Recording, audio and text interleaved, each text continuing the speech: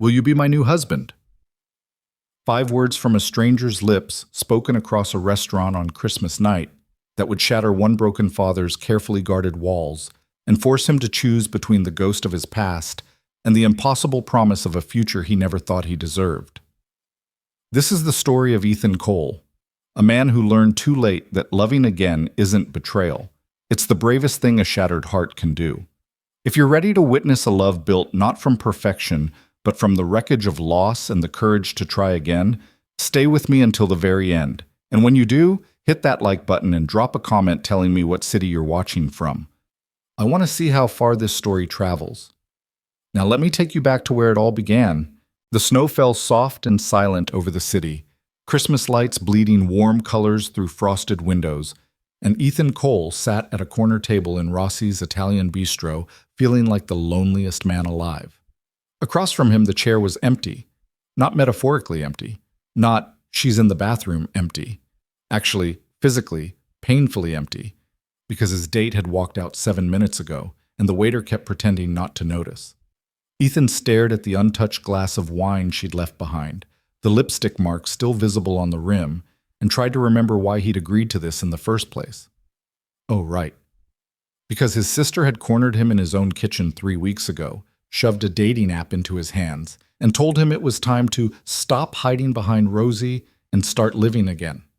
Living again. As if it were that simple. As if 5 years was long enough to forget what it felt like to hold someone you loved while they slipped away in a hospital bed, their hand going cold in yours. Their last words a whispered plea to take care of our baby girl. Ethan rubbed his face with both hands. The restaurant hummed with holiday cheer around him. Couples sharing dessert, families laughing over pasta. The kind of easy joy that felt like it belonged to a different species. He'd walked in tonight with hope flickering somewhere in his chest. Stupid, fragile hope. The kind that made you think maybe, just maybe, it was okay to try.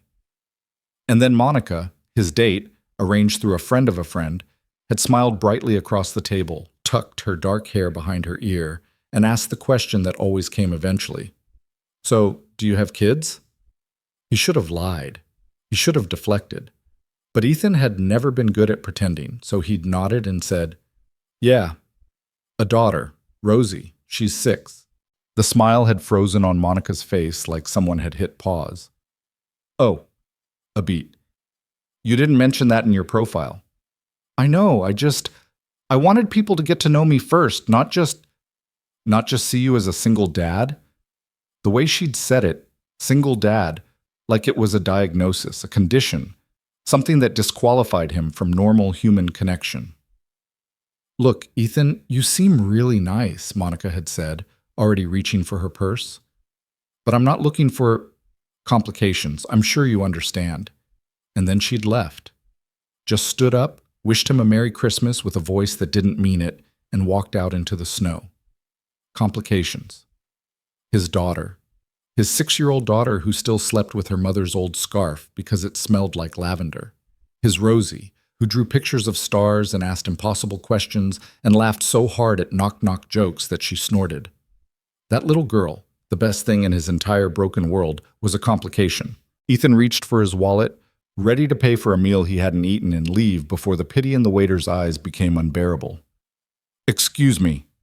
The voice came from his left, low, controlled, with an edge of something he couldn't quite name.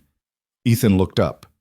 A woman stood beside his table, mid-30s, impeccably dressed in a charcoal coat that probably cost more than his rent. Dark hair pulled back in a way that suggested she didn't have time for nonsense. But it was her eyes that caught him, sharp, intelligent, and impossibly tired. The kind of tired that came from years, not hours. I'm sorry to interrupt, she said, though her tone suggested she wasn't sorry at all. But I couldn't help overhearing what just happened. Ethan's stomach dropped. Great. A witness to his humiliation. Look, I don't need...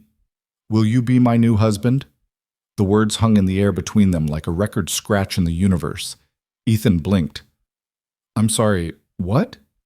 The woman didn't smile, didn't laugh, didn't indicate in any way that she'd just said something absurd.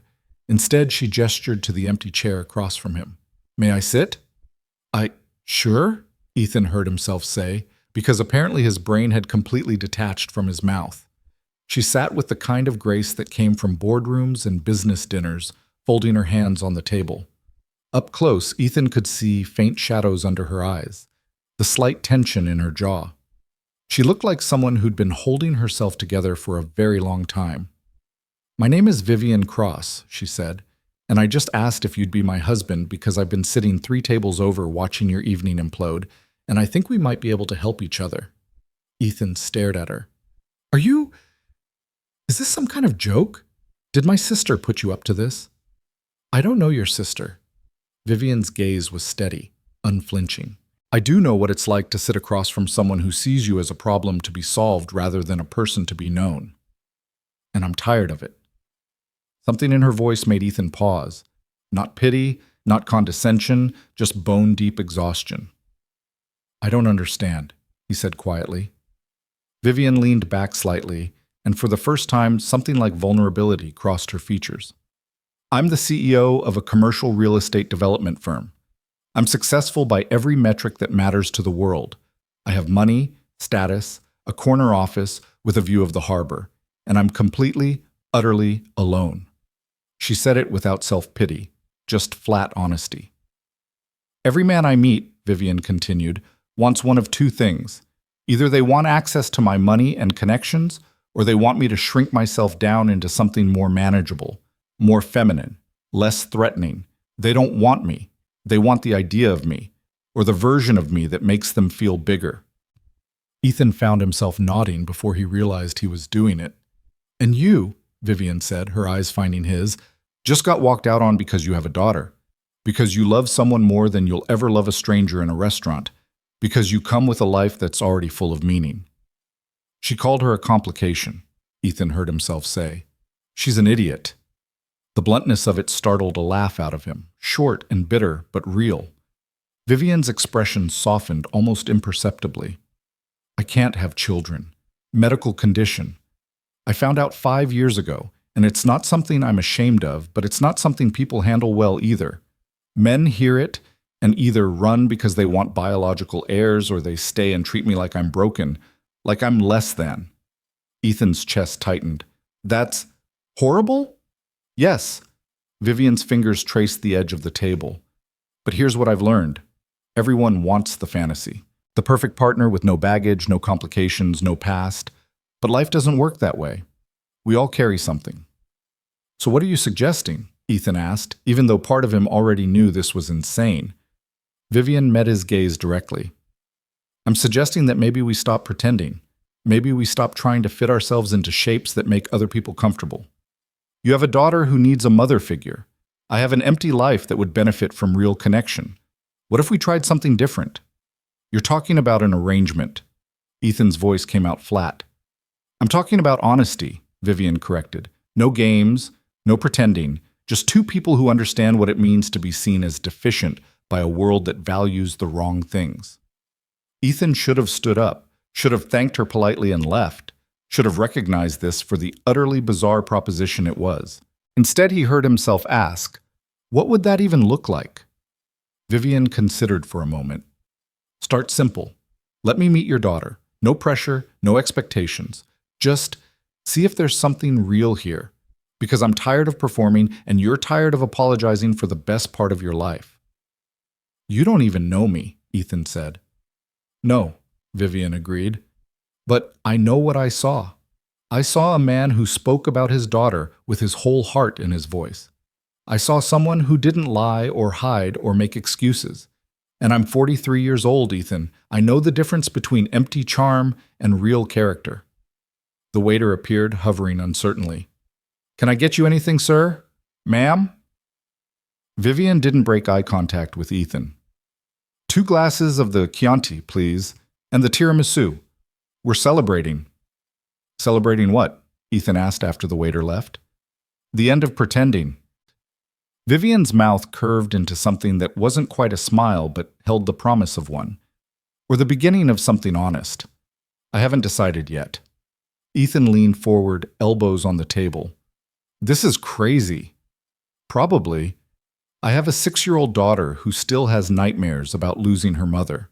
I work as a junior architect at a firm that barely notices I exist. I can't afford fancy restaurants or expensive wine.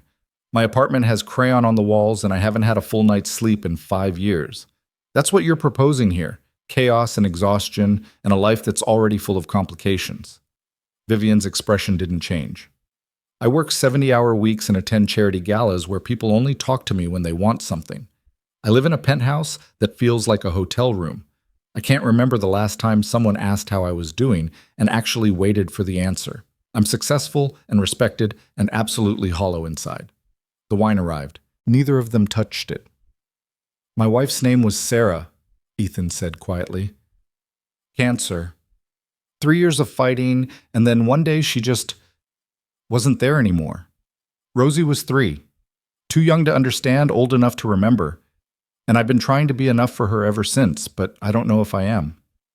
My parents told me I was being selfish when I focused on my career instead of finding a husband, Vivian said. My mother said I'd regret not having children. My father said no man would want a woman who out-earned him.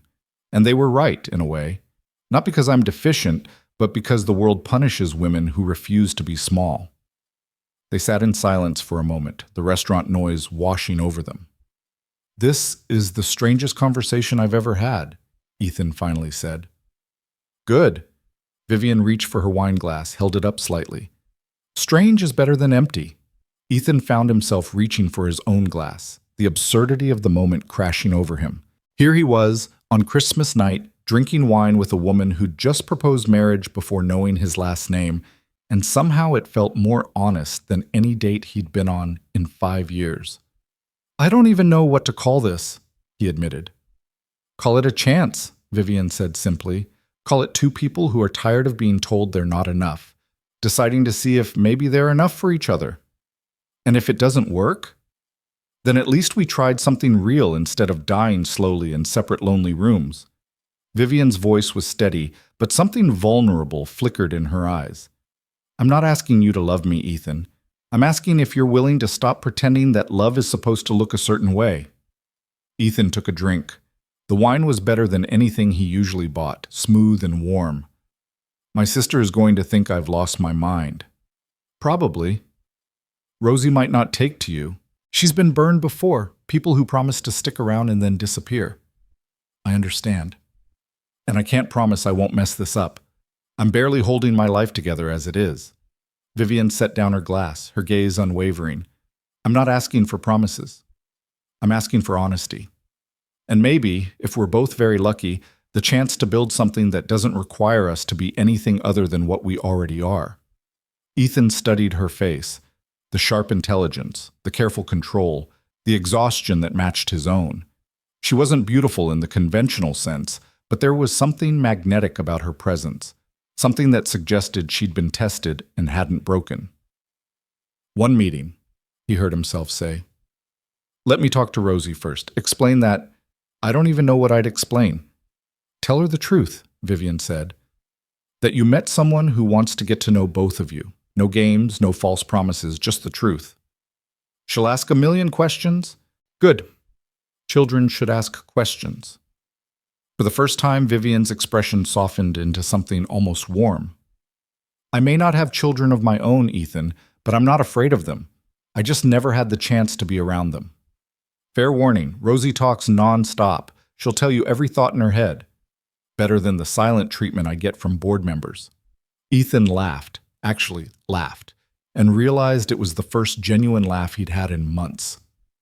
Okay, this is insane, but okay. One meeting, neutral ground, the park near my apartment maybe.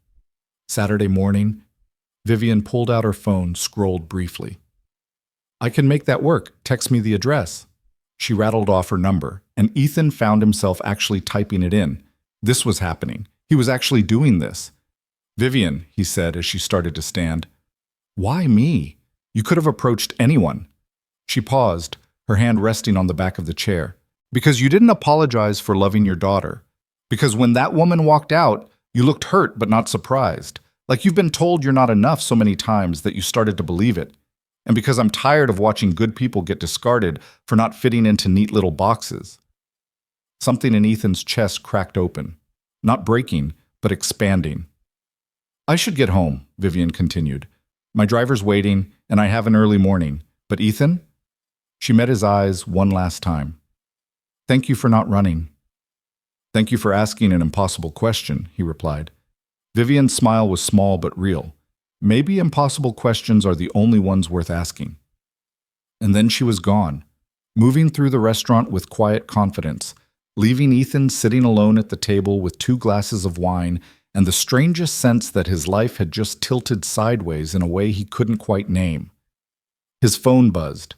A text from his sister. How'd it go?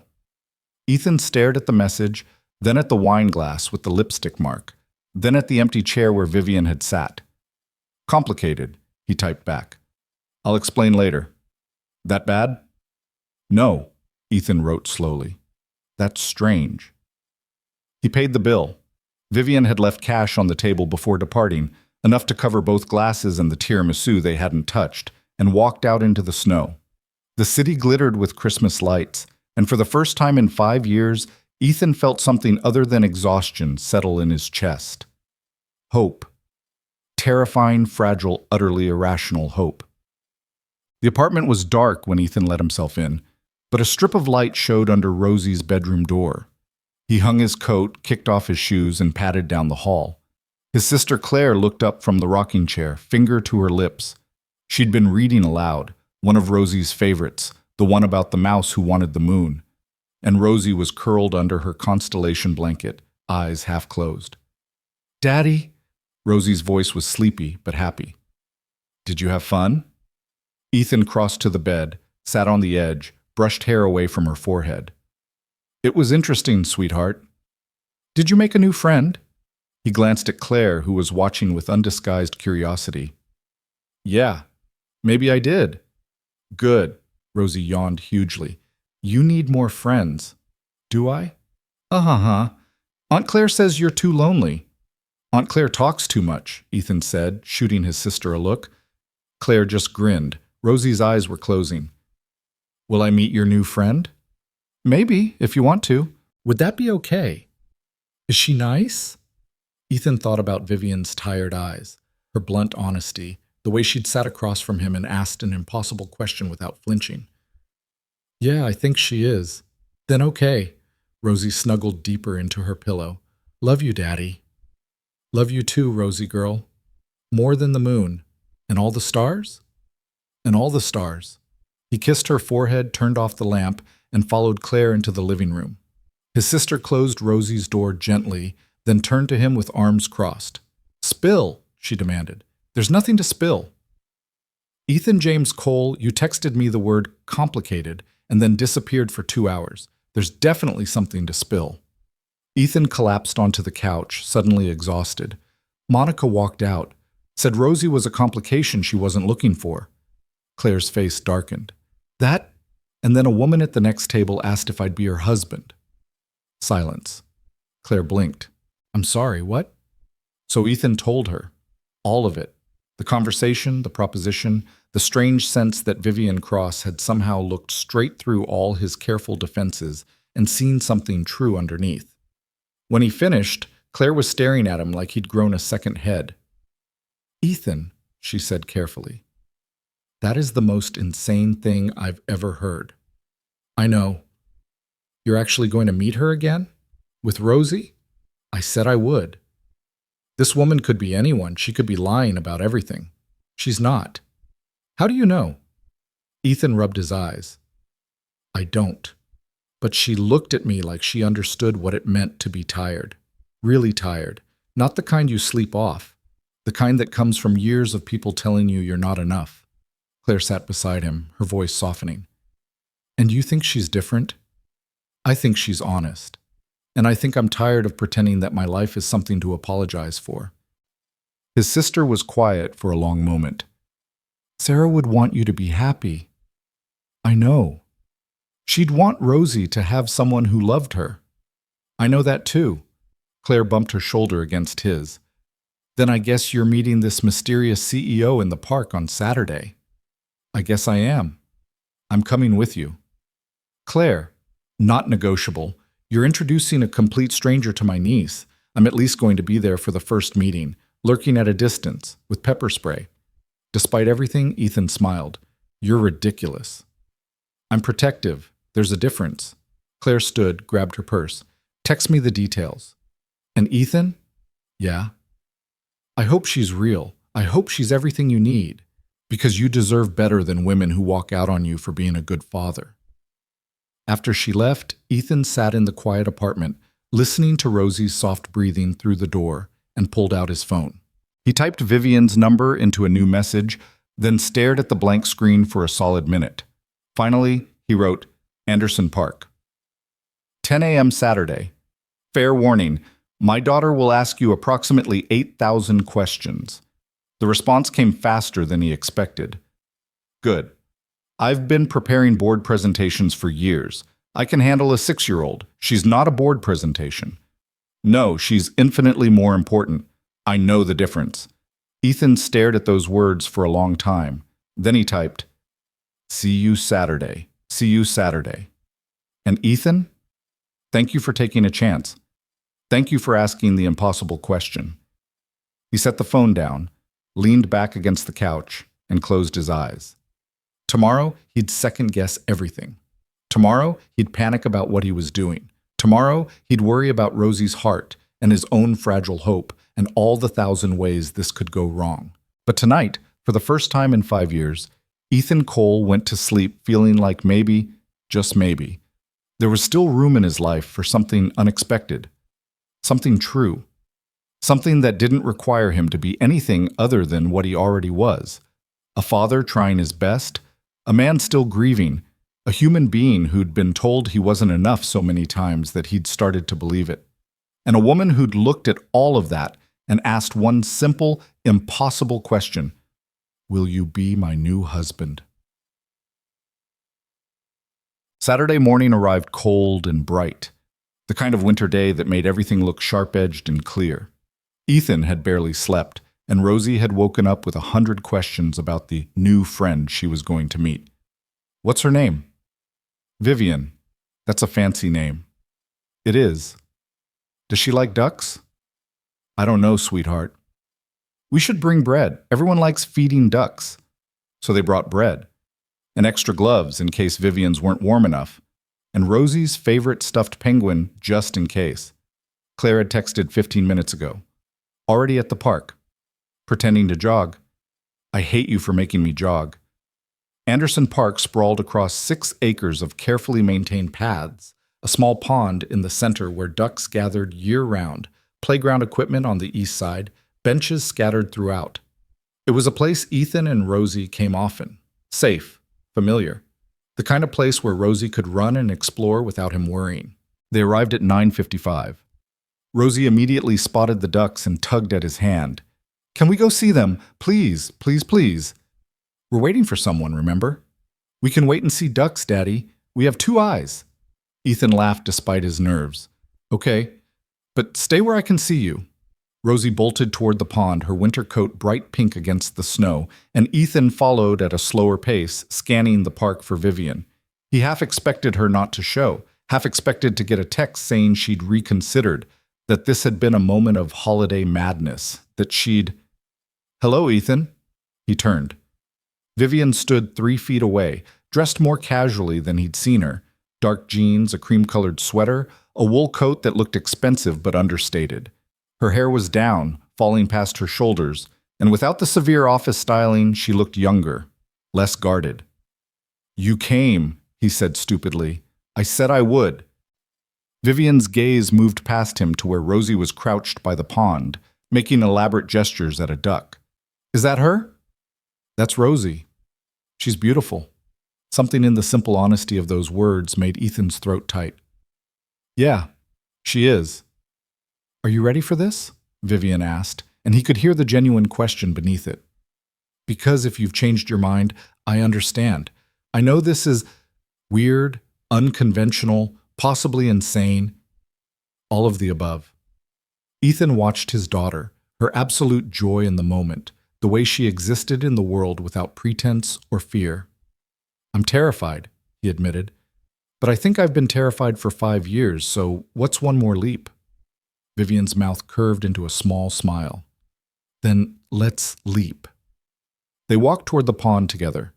Rosie looked up as they approached, her eyes widening slightly at the sight of Vivian. Rosie, Ethan said gently, crouching down. This is the friend I told you about. This is Vivian. Rosie stood slowly, studying Vivian with the unblinking intensity that only children possessed. Hi. Hello, Rosie. Vivian didn't crouch, didn't reach out, didn't do any of the things adults usually did when meeting children. She just stood there, letting Rosie look. You're really tall, Rosie observed. I am. And you have nice hair. Thank you.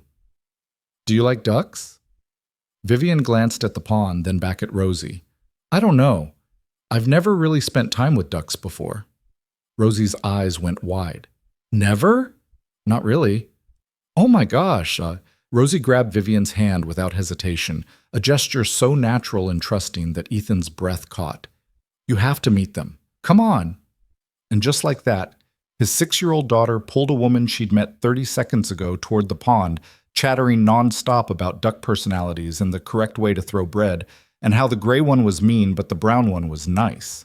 Vivian let herself be pulled, and Ethan watched in amazement as she actually listened. Not the polite but distant listening adults did with children. Real listening. She asked questions. She knelt in the snow without caring about her expensive jeans. She laughed when a particularly brave duck tried to steal bread directly from Rosie's hand. 30 minutes passed. Then an hour. Rosie dragged Vivian to the playground, showed her how to push on the swings, demonstrated her monkey bar skills with exaggerated pride. And through it all, Vivian was patient, engaged, present in a way that made something in Ethan's chest ache. At one point, while Rosie was occupied with the slide, Vivian came to stand beside him. She's incredible, Vivian said quietly. She can be a handful. She's alive. Vivian's voice held something wistful. She's so present in every moment. No filters, no pretense, just pure, unedited existence. Most people find it exhausting. Most people are idiots. Ethan glanced at her. You're good with her. I'm not performing, Vivian said. That's the difference. I'm not trying to be what I think a mother should be. I'm just here. Miss Vivian, Rosie's voice rang out across the playground. Come see how high I can go. Vivian looked at Ethan, a question in her eyes. He nodded. She went. From 15 feet away, Claire appeared at his elbow, barely winded despite the jogging pretense. Okay, his sister said. I take back every skeptical thing I was going to say. Yeah? She's been here for over an hour and hasn't checked her phone once.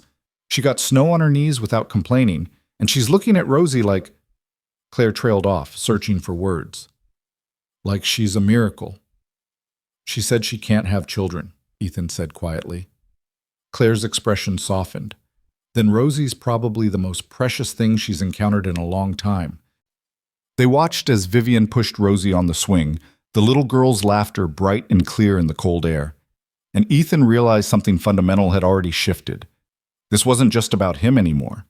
This was about watching two people, one who'd never had the chance to be a mother, one who'd lost hers too soon, find something real in each other. 2 hours in, Rosie finally started to tire. They ended up on a bench overlooking the pond, Rosie wedged between Ethan and Vivian, munching on the granola bars Ethan always carried. Miss Vivian?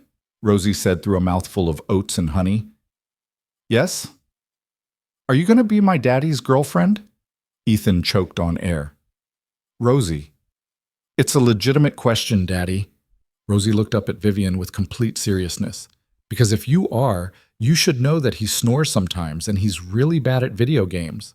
Vivian's lips twitched. Those seem like important things to know. Also, he cries at sad movies but pretends he doesn't. Rosie. And he works really hard, but sometimes he's sad when he thinks I'm not looking. The laughter died on Vivian's face. She looked at Rosie with sudden understanding. Does that worry you when your daddy is sad? Rosie nodded. I try to make him happy, but sometimes I think he's lonely. Ethan's throat closed completely. Vivian reached out slowly, tucked a strand of hair behind Rosie's ear. Can I tell you a secret? Okay. I'm lonely too. I work a lot, and I live in a big apartment, and I don't have anyone to share my day with. So maybe your daddy and I can be lonely together, and that way we won't be lonely anymore." Rosie considered this with the gravity of someone much older. That makes sense. Being lonely together means you're not lonely. You're just together. Exactly. Miss Vivian? Yes, sweetheart? You can come back to see the ducks whenever you want. And there it was. Permission. Acceptance. The beginning of something neither of them had dared to hope for. Vivian's voice was thick when she answered. I'd like that very much. They walked back to Ethan's apartment together. Vivian had offered to drive, but Rosie had insisted on walking so she could show Vivian all the good spots. This meant stopping to admire a fire hydrant painted like a dog, pointing out the bodega where they bought emergency ice cream, and waving at Mr. Chen, who owned the laundromat. At the building entrance, Rosie hugged Vivian goodbye without prompting, wrapping her small arms around Vivian's waist and squeezing hard. Bye, Miss Vivian. Come back soon, okay? I will. Vivian knelt down, met Rosie's eyes. Thank you for teaching me about ducks. You're welcome. You're a good learner. After Rosie bounded inside, Claire had texted that she'd make hot chocolate. Ethan and Vivian stood in the falling snow, the city moving around them. She's remarkable, Vivian said. She likes you. I like her. Vivian paused. Ethan, I don't want you to feel pressured. Today was wonderful, but I know this is complicated, and do you want to come to dinner? The words tumbled out before he could stop them. Next Saturday. Nothing fancy. Just us? Rosie wants to show you her drawings, and I make a decent spaghetti. Vivian's eyes searched his face. Are you sure? No, but I'm tired of only doing things I'm sure about. And Rosie's already planning what dress to wear, so you kind of have to come now. Well, if Rosie's planning her outfit, I can't possibly refuse. 7 o'clock? I'll be there. She turned to leave, then looked back. Ethan? Thank you for trusting me with her. Thank you for seeing her, really seeing her. Vivian smiled, a real smile, warm and unguarded. She's impossible to miss. Ethan watched her walk away until she disappeared around the corner, then headed inside where Rosie was already interrogating Claire about what one wore to impress a fancy lady who liked ducks. His phone buzzed. A text from Vivian. I haven't stopped smiling since I left. Your daughter is magic. He typed back. She gets it from her mother, but I'm glad you see it too. See you next Saturday. I'll bring wine, and possibly a book about ducks. Perfect. Ethan pocketed his phone and climbed the stairs to his apartment, where Rosie's laughter echoed through the door, and Claire was probably burning the hot chocolate, and life was messy and complicated and full of crayon drawings on the walls. And for the first time in 5 years, he thought maybe that was exactly how it was supposed to be. Not perfect, not easy, but real. And maybe, just maybe, the beginning of something neither of them had thought to ask for, but both of them desperately needed. A second chance. Not at replacing what was lost, but at building something new from the wreckage of their separate loneliness. One impossible question at a time, Saturday arrived wrapped in the kind of anticipation that made Ethan second-guess every decision he'd made in the past week. Rosie had changed outfits 4 times, finally settling on her favorite purple dress with the sparkly collar, and she'd spent the entire afternoon helping him clean the apartment with an enthusiasm that bordered on manic. Daddy, we need flowers, she announced at 5 o'clock, hands on her hips. We don't have a vase, sweetheart. Then we need a vase and flowers. Rosie, Miss Vivian is coming for dinner. We can't just have nothing pretty. So they'd rushed to the bodega 3 blocks over, where Mrs. Martinez had sold them a mason jar and a small bouquet of winter daisies for $10 she definitely didn't charge other customers. Now the flowers sat in the center of their small dining table, and Rosie circled them like a tiny interior decorator. Perfect, she declared. Now we look fancy. Ethan stirred the spaghetti sauce, checking his phone for the 3rd time in 5 minutes. Vivian had texted at noon. Still good for tonight? I can bring dessert. He'd replied, definitely. And Rosie requests chocolate cake specifically. Chocolate cake it is. See you at 7. It was 6:47 now, 13 minutes.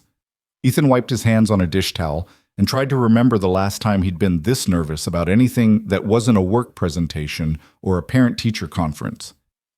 You're doing the thing, Rosie observed from the table. What thing?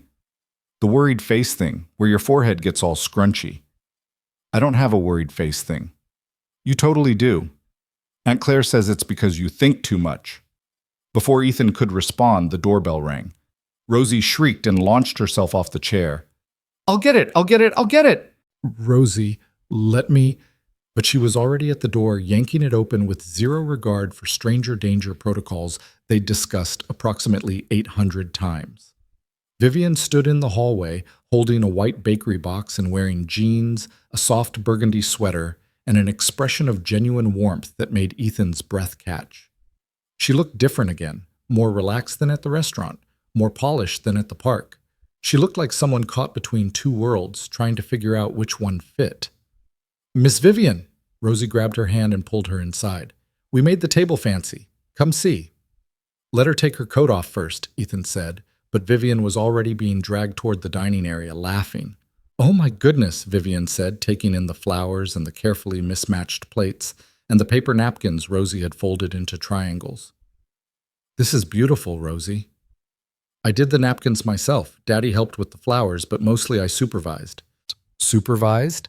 Vivian's eyes met Ethan's over Rosie's head, amusement dancing in them. She's very good at supervising, Ethan confirmed.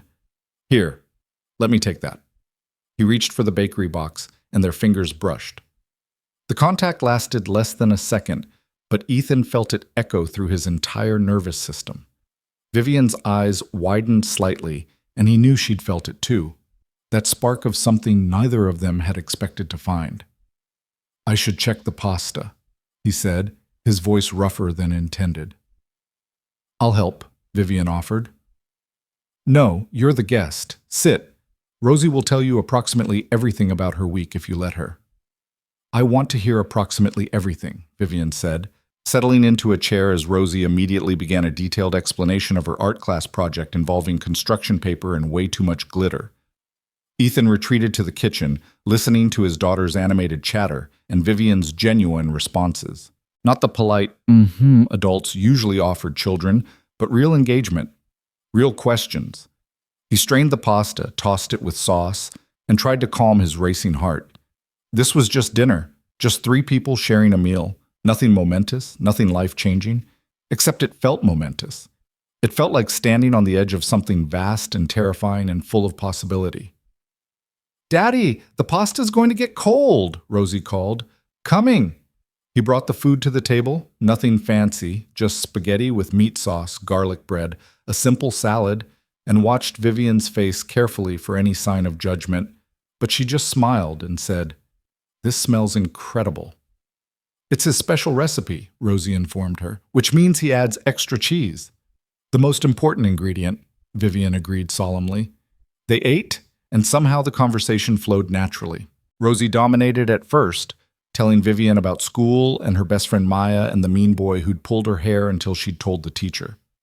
But then Vivian started asking Ethan questions about his work, about how long he'd lived in the apartment, about whether he'd always wanted to be an architect.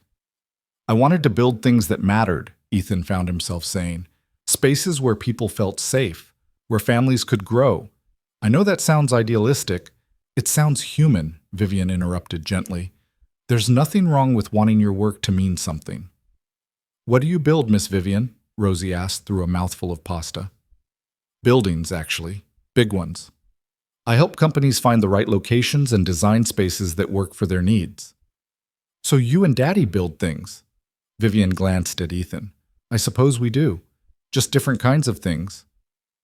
That's like how me and Maya both like to draw, but she draws horses and I draw stars, Rosie reasoned. Different but the same. Exactly like that, Vivian said, and something in her voice made Ethan wonder if anyone had ever bothered to find common ground with her before, or if she'd spent her whole life being told she was too different to connect with. After dinner, Rosie insisted on showing Vivian her room, an explosion of colors and drawings and stuffed animals that made Vivian actually gasp. Rosie, this is amazing. Did you draw all of these?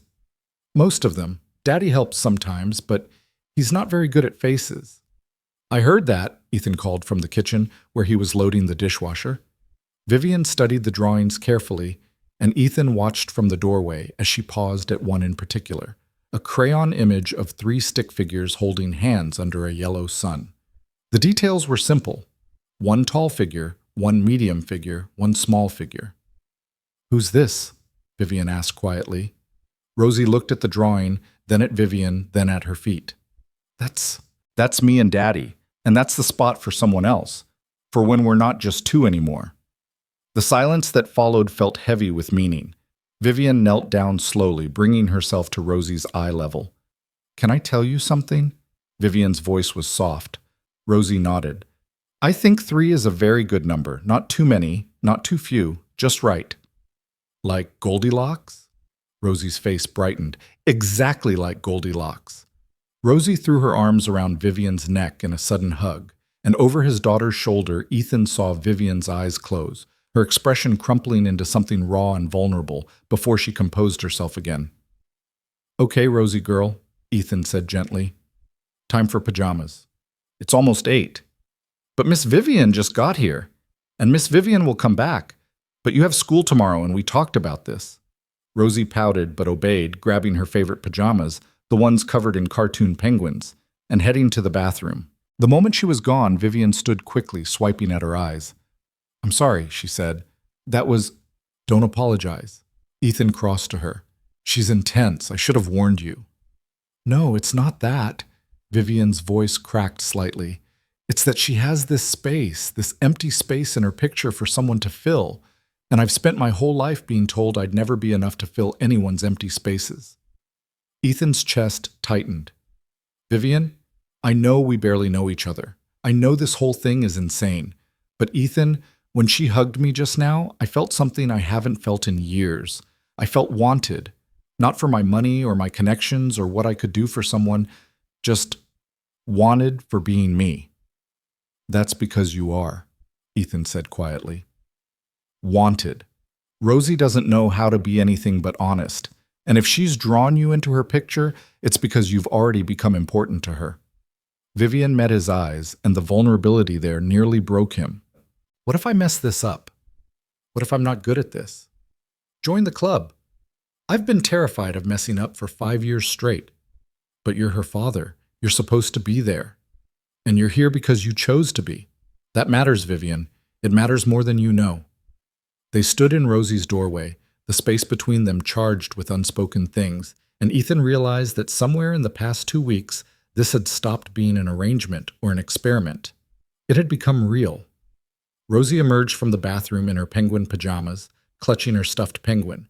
Creativity was not her strong suit in the naming department. She'd called it Penguin, and immediately requested that Vivian read her a bedtime story. "If that's okay," Rosie added, glancing at Ethan. "If Miss Vivian wants to," he said. "I'd love to," Vivian said. So they all crowded onto Rosie's small bed, Ethan on one side, Vivian on the other, Rosie wedged between them with Penguin clutched to her chest, and Vivian read from Rosie's favorite book about a dragon who was afraid of heights. Her voice was gentle, expressive, bringing each character to life. Rosie's eyes grew heavy, and by the final page, she was fighting sleep. "Miss Vivian?" Rosie mumbled. "Will you come back next week?" "If you and your daddy want me to." "We want you to, right, Daddy?" "Right," Ethan confirmed, his voice thick. "Good." Rosie yawned hugely. "Because I like you. You're not scared of me." Vivian's hand, resting on the blanket, trembled slightly. "Why would anyone be scared of you?" "Some grown-ups are scared of kids. They don't know what to say. But you talk to me like I'm real." "You are real, sweetheart. You're the most real person I've met in a long time." Rosie smiled, her eyes finally closing. "You can come back whenever you want, even when it's not dinner time." They waited until her breathing evened out, then carefully extracted themselves from the bed. Ethan tucked the blanket around his daughter, kissed her forehead, and turned off the light. In the hallway, Vivian stood with her back against the wall, looking shaken. "She's 6 years old," Vivian whispered, "and she already understands more about human connection than most adults I know." "She's had to grow up faster than she should have," Ethan said. "Losing her mother taught her that people can disappear, so she holds tight to the ones who stay." "I want to stay." The words came out fierce, almost desperate. Ethan, I know this is fast and probably insane, but I want to stay. I want to be here for her, for both of you. Ethan looked at this woman, this successful, controlled, carefully composed woman who was coming apart at the seams in his narrow hallway, and made a decision that terrified him. Then stay, he said simply. Not tonight, obviously, but stay in our lives. Keep coming back. Let this be whatever it's going to be. What if it doesn't work? What if it does? Vivian laughed shakily. You're asking me to gamble on something I don't know how to do. I'm asking you to try, that's all. Just try. They moved to the living room and Ethan poured wine, cheap Merlot from the corner store, nothing like what Vivian probably drank, and they sat on his worn couch with 2 feet of careful space between them. Tell me about your wife, Vivian said suddenly. Ethan's hand tightened on his glass. That's not exactly light conversation. I don't want light conversation. I want to know who she was, because if I'm going to be part of your life, I need to understand what came before. It was the most honest thing anyone had asked him in years. So Ethan told her about Sarah, brilliant, funny Sarah who'd worked as a children's librarian and sang off-key in the shower and cried at commercials. About the diagnosis that had come 3 months after Rosie was born. About 3 years of hospitals and hope and watching someone he loved disappear by degrees. She made me promise, Ethan said, his voice rough. At the end, she made me promise I'd find someone else, that I'd let Rosie have a mother again. And I promised because I would have promised her anything, but I didn't think I could actually do it. Because it felt like betrayal, Vivian said quietly. Because it felt impossible. How do you replace someone who was your entire world? You don't. Vivian set down her wine glass. You don't replace them. You just make room for something different. Something new that doesn't erase what came before. Is that what you think this is?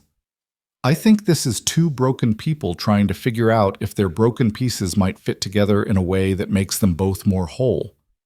Vivian's eyes met his. And I think your wife would have wanted you to be happy, would have wanted Rosie to have someone who loved her. How do you know? Because I saw that drawing in her room, that empty space waiting to be filled. Your daughter knows she's allowed to have more love in her life. Someone taught her that, and I'm guessing it was you, honoring your wife's wishes even when it hurt. Ethan's vision blurred. I'm terrified I'm doing this wrong, that I'm rushing into something because I'm lonely, not because it's right. Are you lonely? Vivian asked. Yes. So am I. And maybe that's not the worst reason to start. Maybe lonely people recognize each other. Maybe we know what it costs to reach out and try again. They talked until midnight, about everything and nothing. About Vivian's childhood as an only child of demanding parents. About Ethan's sister Claire and their chaotic upbringing with a single mother who worked 3 jobs. About the dreams they'd had, and the ones they'd given up, and the ones they might dare to dream again. At the door, when Vivian finally left, she turned back. Thank you for tonight, for letting me into your home, into your daughter's heart. Thank you for being brave enough to ask that impossible question, Ethan replied. Same time next week? Same time next week. Vivian's hand found his, squeezed once. The touch was brief but electric, and when she left, Ethan stood in the doorway watching until she disappeared into the elevator. His phone buzzed almost immediately. Vivian, I haven't stopped smiling. Your daughter called me not scary. That might be the best compliment I've ever received. Ethan typed back. She's an excellent judge of character, and for what it's worth, I think you're pretty amazing too. Pretty amazing? I'm going to need you to be more specific.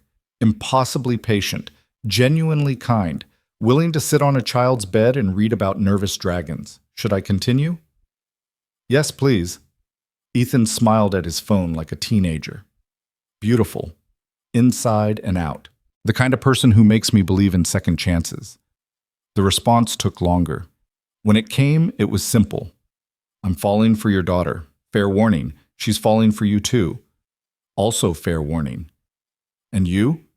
What about you, Ethan Cole? He stared at that question for a long moment. Then he typed, I'm terrified, but I'm also starting to hope. And I haven't hoped in a very long time. Then we'll be terrified together. And maybe that hope will turn into something real. Maybe it already has.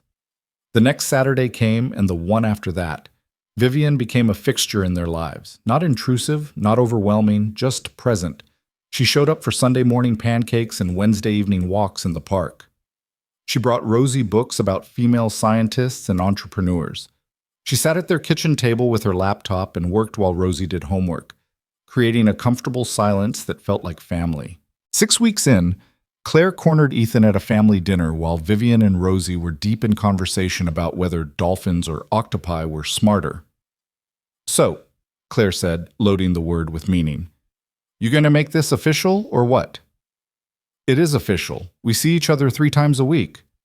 "You know what I mean. She's practically living here, Ethan, and Rosie's already calling her Vivian instead of Miss Vivian. That's attachment. Real attachment." "I know." "So, what's stopping you?" Ethan watched Vivian laugh at something Rosie said, her whole face lighting up in a way he'd never seen in those first meetings. Fear, guilt, the certainty that I'm going to mess this up somehow. "Or," Claire said, "you could choose to believe that you deserve this, that Rosie deserves this, that Vivian deserves a man who isn't treating her like a temporary placeholder." The words hit harder than intended. "Is that what I'm doing?" "I don't know. Are you?" Ethan didn't have an answer. That night, after Claire left and Rosie was in bed, Vivian stayed to help clean up.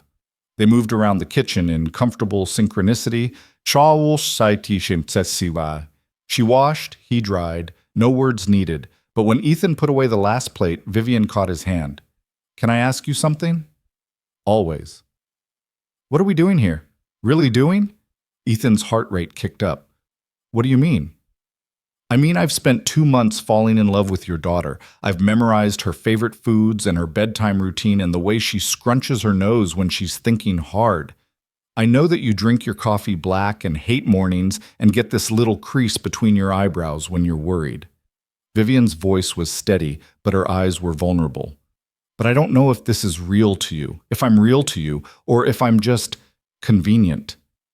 "Vivian, because I need to know. Before I get any more attached, before Rosie gets any more attached. I need to know if you're doing this because you want me or because you need someone to fill that empty space in her drawing." The question hung between them, raw and necessary, and Ethan realized with sudden clarity that his fear had been keeping him from saying what needed to be said. "You want to know what's real?" he asked, his voice rough. "This is real. You being here, in my kitchen, challenging me because you deserve better than half measures. That's real. The way Rosie lights up when you walk through the door, that's real. The way I catch myself thinking about you at work, wondering what you're doing, wanting to tell you about stupid small things that happen during my day, that's real." "Then why does it feel like you're holding back?" "Because I'm scared," Ethan admitted. "I'm scared that if I let myself fall completely, something will go wrong. Someone will leave, and I'll have to watch Rosie's heart break again, and this time it'll be my fault for not protecting her." Vivian stepped closer. "Ethan, I can't promise I'll never hurt her. I can't promise I'll be perfect. But I can promise I'm not going anywhere. I'm not some woman who walked into your life looking for a charity case or a ready-made family to play house with. I'm here because when I'm with you and Rosie, I feel like I finally belong somewhere." "You do belong," Ethan said. "You belong here, with us. Then stop treating me like a guest in your life. Stop holding back because you're afraid, because I'm afraid too, and I'm doing it anyway." Ethan looked at her, really looked at her. At the woman who'd asked an impossible question and meant it, who'd spent 2 months showing up, being present, choosing them every single day without asking for anything in return. "I'm falling for you," he said quietly, "and it terrifies me, because I wasn't supposed to fall for anyone again. I wasn't supposed to want someone this much. But I do. I want you here. I want this life we're building. I want—" Vivian kissed him. It wasn't dramatic or desperate. It was soft, tentative, a question asked with lips instead of words. And when Ethan kissed her back, it felt like something inside him finally let go of the fear he'd been carrying. They pulled apart slowly, foreheads touching. "I'm still terrified," Ethan whispered. "Good. Me too. We'll be terrified together. Rosie's going to have so many questions. Rosie's going to be thrilled. And she was. When they told her the next morning over pancakes that Vivian was going to be around a lot more, that she was Daddy's girlfriend now, officially, Rosie had simply nodded and said, "Finally, I was starting to think you were both being silly." "Silly?" Ethan had asked. "You make googly eyes at each other all the time. I'm 6, not blind." Vivian had laughed so hard she'd cried, and Rosie had patted her hand and said, "It's okay to be happy, Vivian. You're allowed." The simple wisdom of it had nearly broken them both. The weeks that followed felt like learning a new language, one where 3 people figured out how to orbit each other without colliding. Vivian started keeping a toothbrush at the apartment. Ethan met her colleagues at a company dinner and held his own despite feeling wildly out of his depth. Rosie started drawing new pictures, ones where the third figure wasn't empty anymore. But as March arrived and brought the first hints of spring, Ethan began to notice something shifting. Small things at first. The way Vivian's smile sometimes didn't quite reach her eyes. The careful way she corrected people who referred to her as Rosie's mother. The subtle distance she maintained at school events, standing just slightly apart from him and Rosie, as if afraid to claim space that wasn't truly hers. "You okay?" he'd asked one night after Rosie was asleep. "Fine. Just tired." But it wasn't fine. And Ethan, still learning how to read her, didn't know how to bridge the gap that was slowly, silently opening between them. The truth was, Vivian had spent 3 months being everything Rosie and Ethan needed: patient, present, endlessly giving. But she'd never quite let herself believe she truly belonged, that she was chosen, not just convenient, that the space in Rosie's drawing was actually meant for her and not just waiting for someone better to come along. And Ethan, still half living in his grief and fear, hadn't realized he needed to tell her, needed to show her, needed to make it absolutely clear that she wasn't a placeholder or a temporary solution. She was his future. And he was about to learn the hard way that future required more than just showing up. It required courage to claim it. The distance Ethan had noticed grew wider in the weeks that followed, though he couldn't pinpoint exactly when it had started or why. Vivian still showed up for dinners and weekend outings, still read Rosie bedtime stories and helped with homework, but there was something careful in the way she moved through their lives now. Like someone walking on ice, testing each step before committing her full weight. It came to a head on a Thursday evening in late March. Rosie's school was hosting an art showcase, student work displayed in the gymnasium, parents mingling over cookies and punch, teachers circulating with prideful commentary about their young artists. Rosie had been talking about it for weeks, practically vibrating with excitement about her piece being chosen for display. "You're both coming, right?" she'd asked at breakfast that morning, looking between Ethan and Vivian with an intensity that suggested the wrong answer might shatter her world. "Of course," Ethan had said. "Absolutely," Vivian had confirmed, though Ethan noticed the slight hesitation before she spoke. They arrived separately, Ethan and Rosie walking from the apartment, Vivian coming straight from a late meeting, and met outside the school entrance. Rosie immediately grabbed both their hands, bouncing on her toes. "Come on, come on, come on! I want to show you before everyone else gets here!" She dragged them through the double doors, past the welcome table where a volunteer mom with a clipboard smiled at them with curiosity clearly written on her face. The gymnasium had been transformed into a makeshift gallery, student artwork hung on temporary walls, small placards identifying each piece. Rosie navigated the maze with the confidence of someone who'd memorized the layout, finally stopping in front of a large piece of construction paper covered in crayon and marker. Ethan's breath caught. The drawing showed 3 figures holding hands under a bright sun, more detailed than the simple stick figures from months ago. The tallest figure had dark hair and wore what was clearly meant to be a tie. The medium figure had longer hair and wore a dress. The small figure between them had pigtails and a huge smile. Behind them was a house with flowers in the yard and a dog that didn't exist in real life, but apparently existed in Rosie's ideal world. But it was the label at the bottom that made Ethan's throat close. "My New Family," in Rosie's careful printing, with hearts drawn around the words. "Do you like it?" Rosie asked anxiously.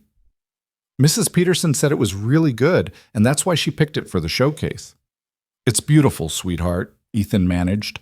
Beside him, Vivian had gone very still. Her hand, which Rosie had released to gesture at the drawing, hung at her side like she'd forgotten what to do with it.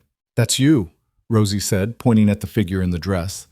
"I tried to make your hair right, but it's hard with crayons. And that's our house, except I added a garden because Vivian likes flowers. And that's Duke." "Who's Duke?" Ethan asked. "The dog we're going to get someday. He's a golden retriever and he's very good and doesn't chew on furniture." Despite everything, Ethan smiled. "We've talked about this. The apartment doesn't allow— I know, but in my picture we can have whatever we want." Rosie turned to Vivian, who still hadn't spoken. "Do you like it?" "It's—" Vivian's voice sounded strained. "It's wonderful, Rosie. You're very talented." But something in her tone made Rosie's smile falter.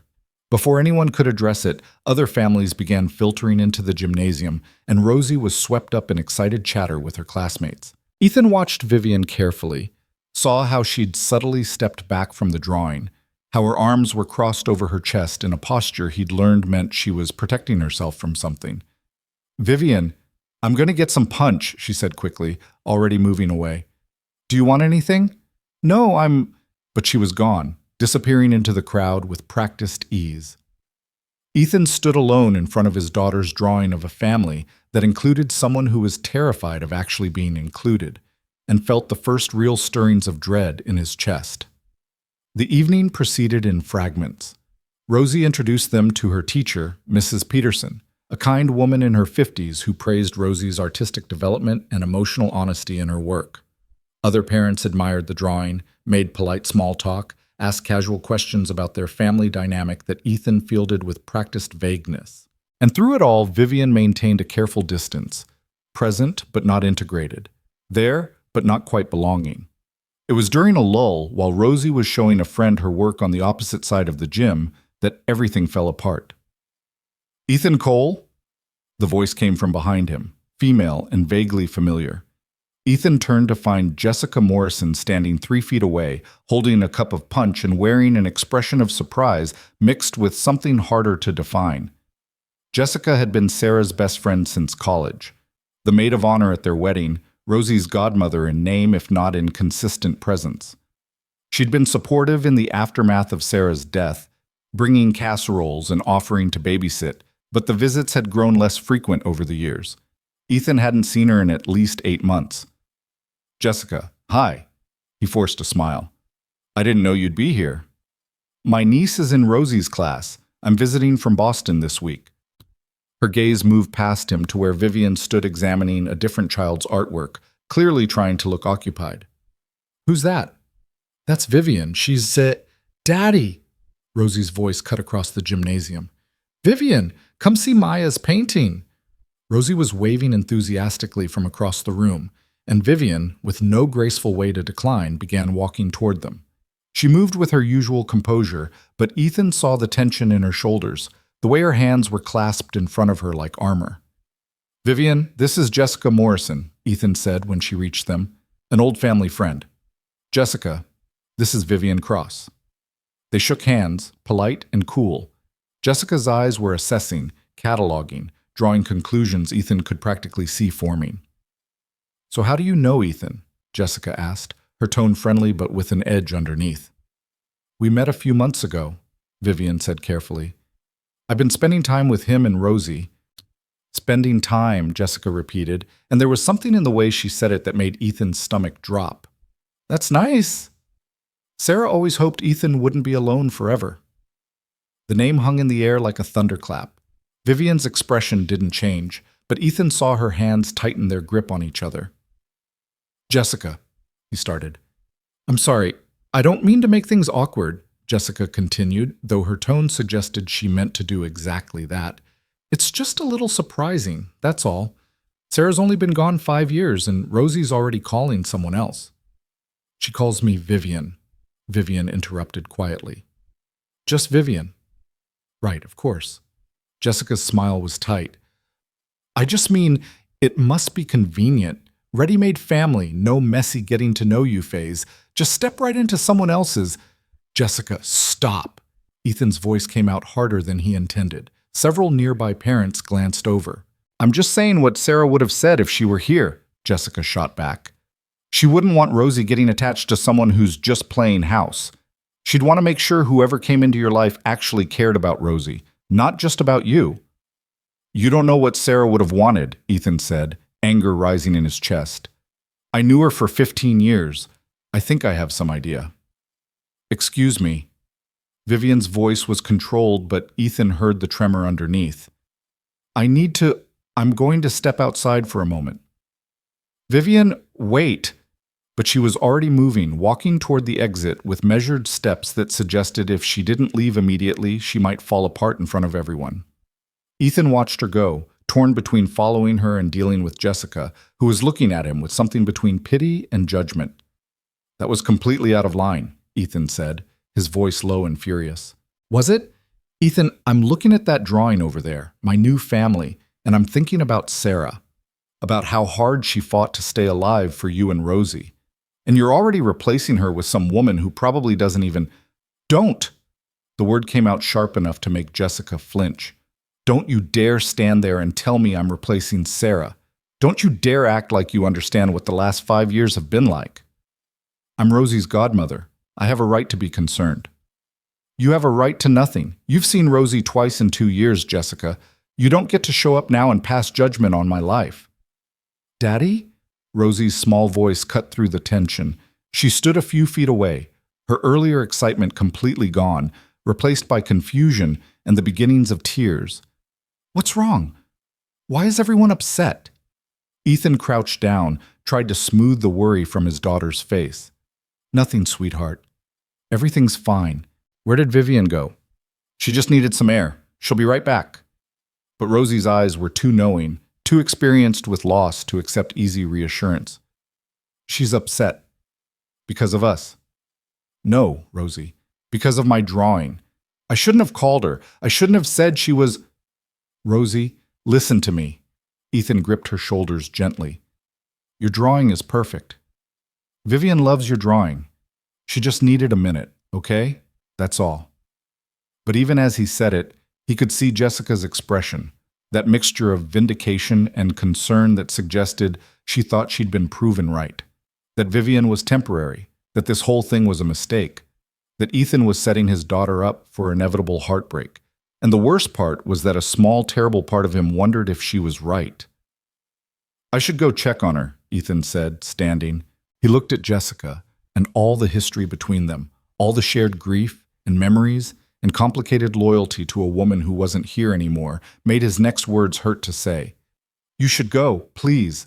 Jessica's face hardened. I'm trying to protect Rosie. No, you're trying to protect a memory, and you're hurting real people in the process, so please, just go. For a moment, he thought she might argue, but then she set down her punch cup, gathered her purse, and walked away without another word. Ethan watched her leave, then looked down at Rosie, who was crying silently, tears streaming down her cheeks. I made everything bad, Rosie whispered. No, sweetheart. You didn't make anything bad. Adults just… Sometimes we're complicated, and we say things we shouldn't, but none of this is your fault, okay? None of it. He found Vivian outside, standing in the parking lot under the yellowish glow of streetlights, arms wrapped around herself against the spring chill. She didn't turn when he approached, but he saw her shoulders stiffen. Vivian. I should go. Her voice was hollow. This was a mistake. I shouldn't have come. Don't say that. Why not? It's true. She finally turned to face him, and the devastation in her eyes nearly broke him. Did you hear what she said? About me just playing house? About stepping into someone else's life? Jessica had no right, but she's not wrong, is she? Vivian's voice cracked. I am stepping into someone else's life, into a space that belonged to your wife, to Rosie's mother, and maybe I've been fooling myself thinking I could actually belong there. You do belong there. Do I? Because in that gymnasium, Ethan, I felt like an imposter. I felt like everyone was looking at that drawing and thinking, who does she think she is? And maybe they're right. Maybe I'm just some lonely woman who latched onto your family because I was desperate to feel like I mattered to someone. That's not true. Not, isn't it? Vivian swiped at her eyes angrily. I can't have children, Ethan. I can't give you more kids if you want them. I can't replace what you lost. I'm just, I'm just me. Broken and incomplete and foolish enough to think that might be enough. It is enough. Ethan stepped closer, desperate to make her understand. Vivian, you are enough. More than enough. Then why didn't you defend me? The question came out small and wounded. When she was saying those things, when she was basically calling me a replacement, why didn't you tell her she was wrong? Why didn't you tell her I wasn't just some convenient solution? The words hit Ethan like a physical blow because she was right. He'd been angry, he'd told Jessica to leave, but he hadn't actually defended what he and Vivian had. Hadn't claimed her publicly, hadn't made it crystal clear that she wasn't temporary or convenient or any of the things Jessica had implied. He'd protected his anger, but not her heart. I'm sorry, he said, the words painfully inadequate.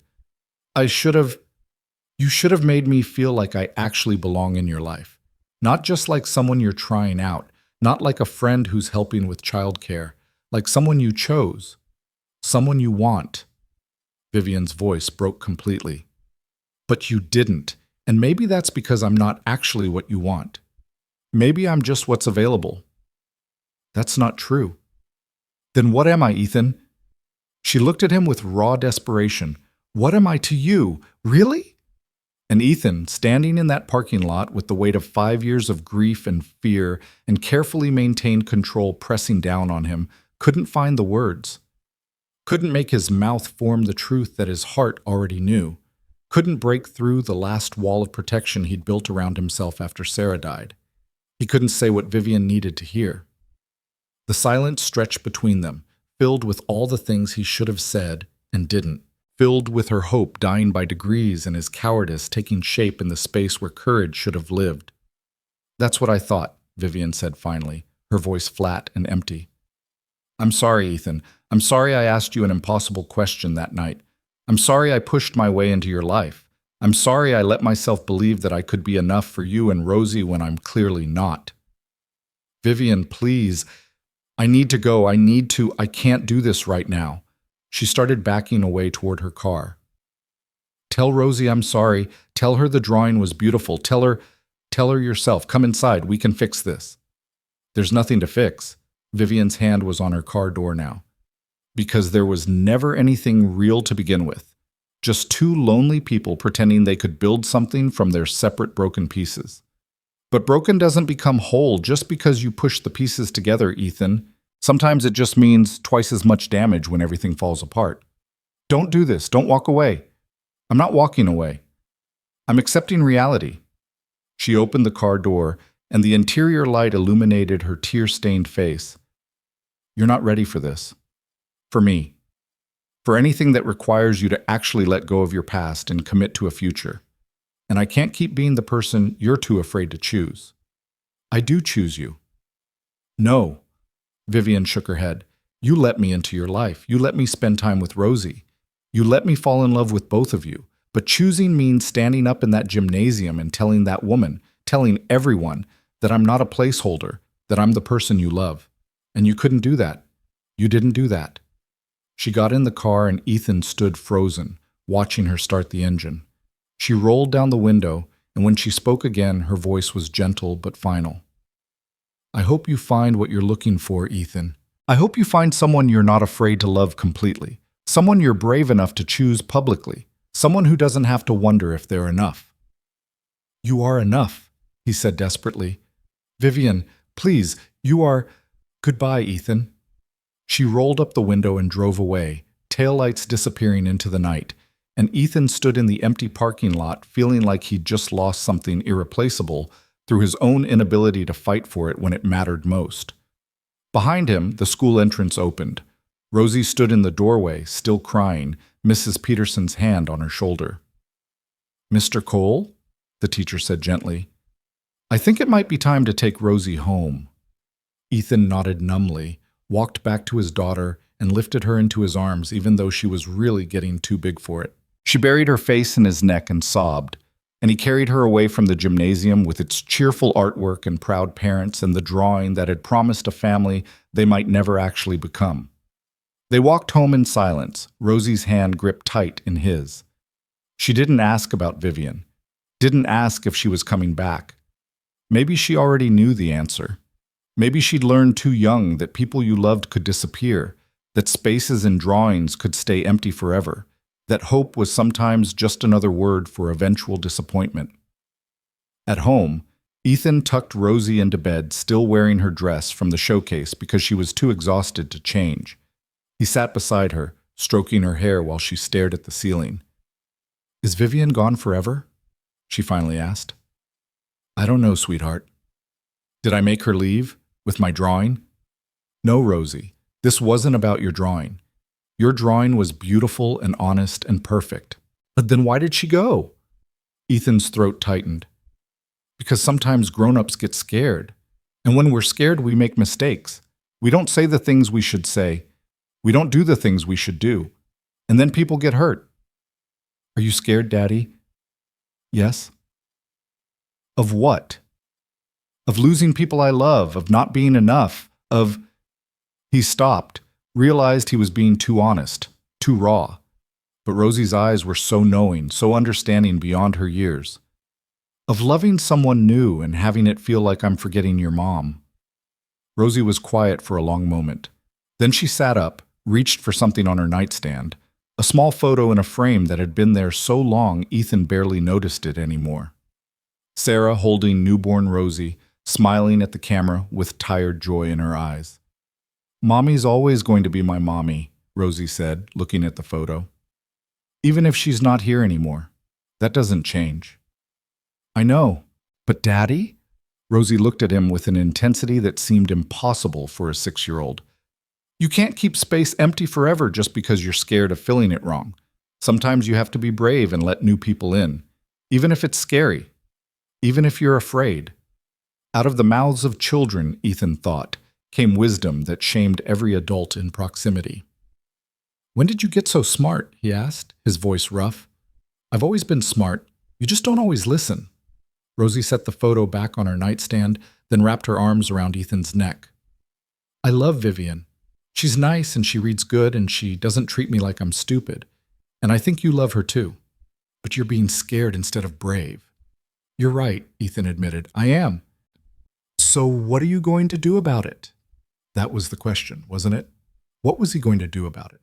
Let Vivian go because he was too afraid to fight? Let fear win because it was easier than risking his heart? Let his daughter learn that love required caution instead of courage? "I'm going to try to fix it," he said finally. "I'm going to try to be brave."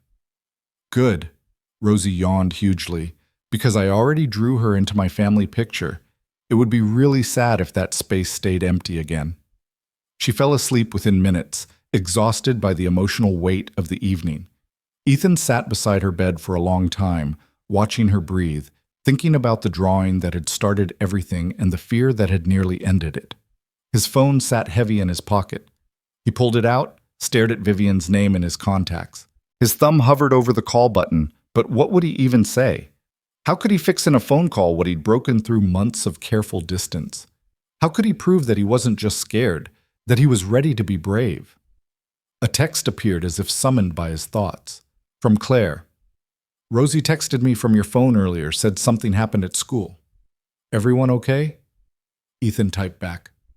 "Not really. I think I just ruined the best thing that's happened to us in 5 years." "What happened?" "I wasn't brave enough when it mattered." Claire's response was immediate. "Then be brave enough now, before it's too late." "What if it's already too late?" "Then at least you'll know you tried." Ethan looked at his daughter, sleeping peacefully despite her earlier tears. He thought about Vivian standing in that parking lot, asking him what she was to him, begging him to choose her publicly. He thought about Jessica's words and his own silence, and the terrible realization that he'd been so focused on protecting himself from potential loss that he'd guaranteed losing what he already had. He opened a new message to Vivian, stared at the blank screen, started typing a dozen different things, and deleted them all because words on a screen weren't enough, weren't nearly enough. This required more than text messages and late-night apologies. This required him to actually show up, to be vulnerable, to risk everything on the chance that it wasn't too late. that the impossible question she'd asked on Christmas night still had the same impossible answer. Yes, he would be her husband, her partner, her family. If she'd still have him after he'd failed so spectacularly at being any of those things when she'd needed him to be. But first, he needed to figure out how to prove it, how to show her that she wasn't convenient or temporary or a replacement, how to make her believe that she was chosen, wanted, loved, not despite her inability to have children or her demanding career or her complicated past, but because of who she was in totality. The woman who'd asked an impossible question and meant it. The woman who'd fallen in love with his daughter without hesitation. The woman who'd been brave enough to reach across a restaurant and offer him a second chance at happiness, and patient enough to wait while he figured out if he was brave enough to take it. He just hoped he hadn't waited too long. The apartment felt wrong without Vivian in it. That was the thought that kept circling through Ethan's mind over the next 3 days. Not empty, because it had been just him and Rosie for years before Vivian appeared. But wrong. Like someone had removed a piece of furniture that you didn't realize was load-bearing until it was gone, and the whole structure felt unstable. Rosie felt it too. She kept setting 3 places at the table out of habit, then staring at the extra plate with confusion before silently putting it away. She'd pick up her crayons to draw, and then just sit there, staring at blank paper like she'd forgotten what pictures were supposed to look like. On Saturday morning, she'd stood at the window for 20 minutes, watching the street below before Ethan finally asked what she was looking for. "Nothing," Rosie had said quietly. "I just thought maybe—" She didn't finish the sentence. She didn't have to. Ethan had tried calling Vivian twice. Both times it had gone straight to voicemail, and he hadn't left a message because what could he possibly say? "Sorry I couldn't tell a judgmental stranger that I love you," seemed inadequate. "Sorry I've been treating you like a temporary solution to my loneliness instead of the person who makes my life make sense," was more accurate but even worse. Claire had come by on Sunday with groceries and blunt questions. "Have you talked to her?" "She won't answer." "Have you gone to her apartment?" "I don't know where she lives." Claire had stared at him like he'd grown a second head. "You've been dating this woman for 4 months and you don't know where she lives?" "She always came here. It was easier with Rosie. I never thought—" "You never thought you'd need to actually pursue her," Claire finished. "You just expected her to keep showing up because that's what she'd been doing." The words had stung because they were true. Vivian had been the one making all the effort, showing up at his apartment, adjusting her schedule around Rosie's needs, fitting herself into their lives while Ethan had just let her. He'd never once suggested coming to her place, never offered to meet her in her world instead of expecting her to exist entirely in his. "I'm an idiot," Ethan had said. "Yes. But you're an idiot who can still fix this if you actually try." "How?" "Figure out where she lives. Show up. Tell her everything you should have said in that parking lot."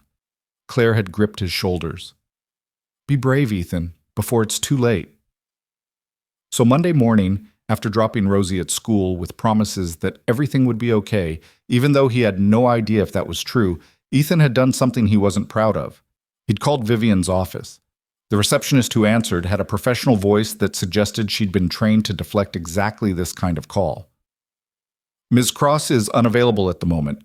Can I take a message?" "It's personal. I really need to speak with her." "I'm sorry, sir. Ms. Cross has requested no interruptions today. If you'd like to leave your name and number, tell her it's Ethan Cole. Please, tell her—" He'd stopped, aware that he was making a scene with a stranger who didn't deserve to be caught in the middle of his mess. "Just tell her I called. I'll pass along the message." She hadn't called back.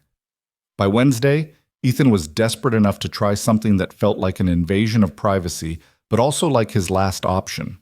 He'd pulled up Vivian's company website, found the address for the main office downtown, and decided that if she wouldn't answer his calls, maybe she'd at least hear him out if he showed up in person. It was a terrible plan. He knew it was a terrible plan.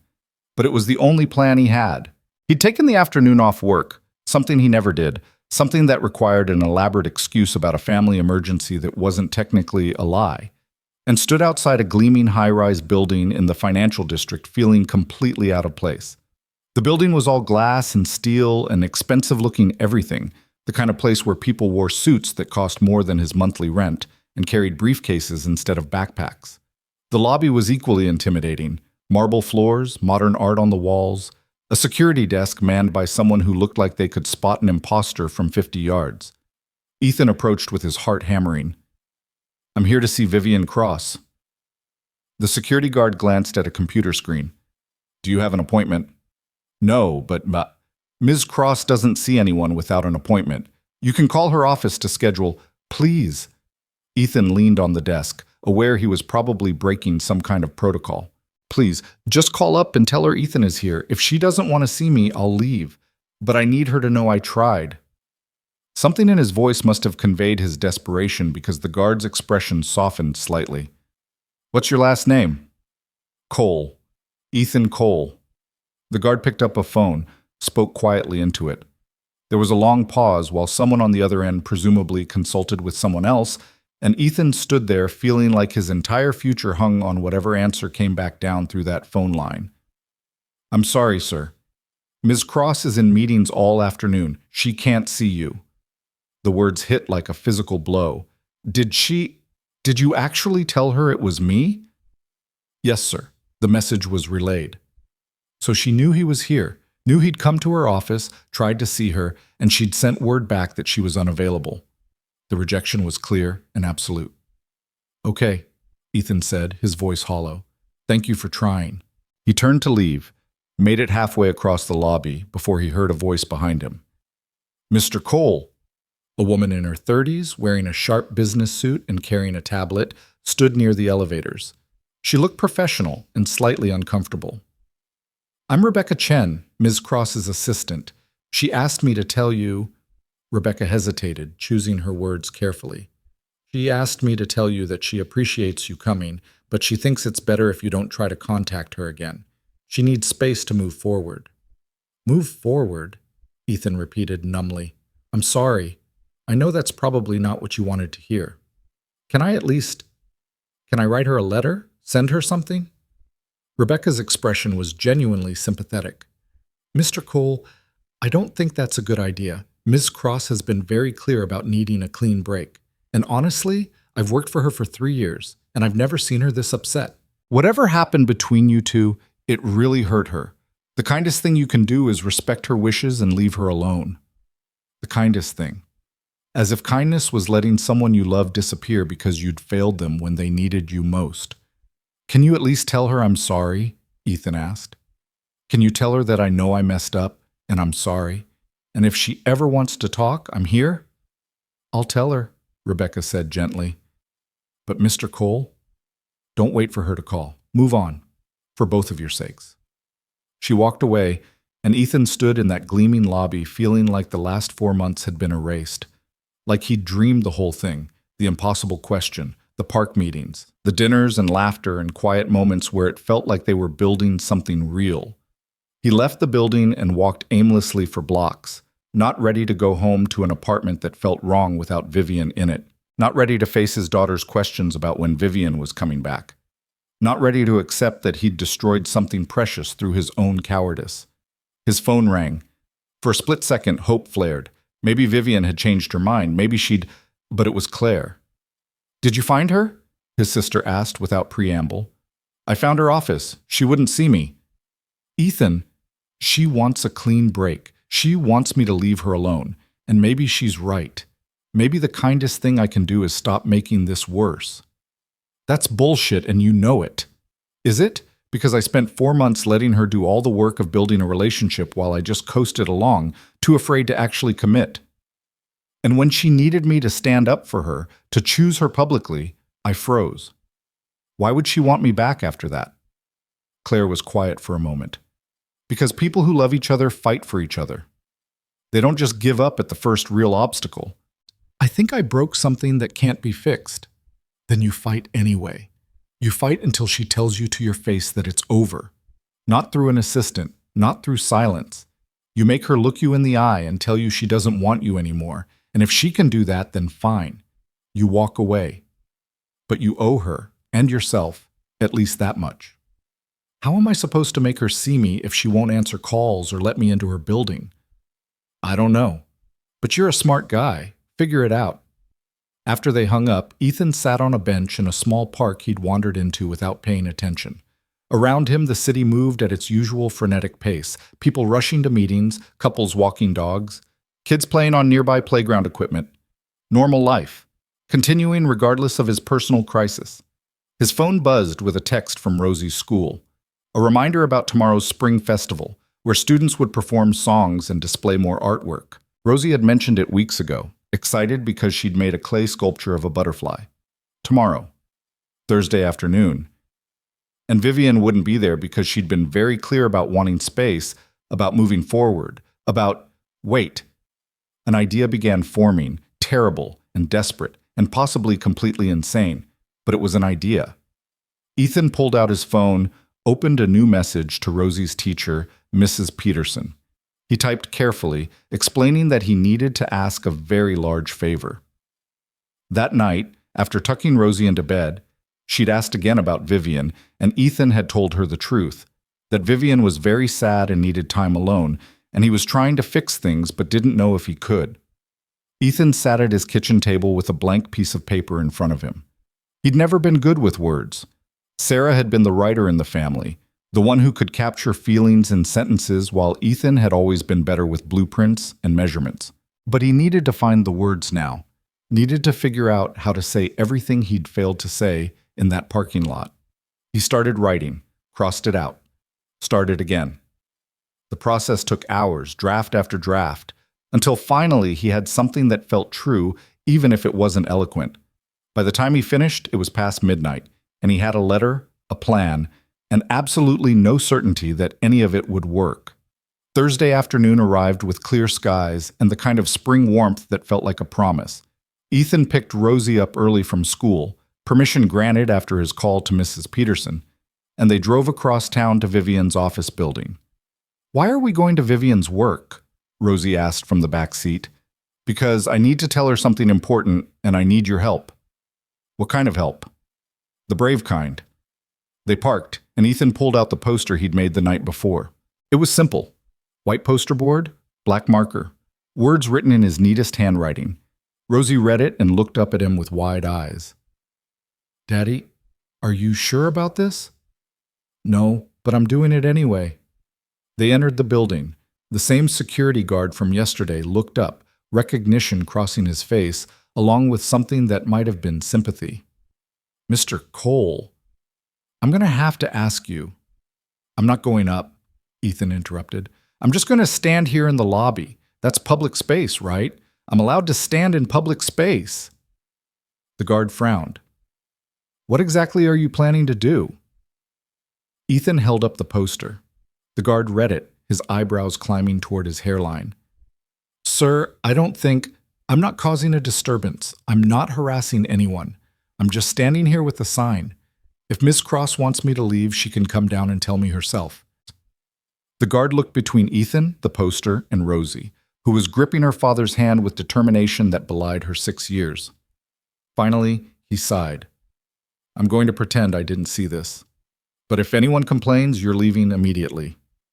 "Fair enough."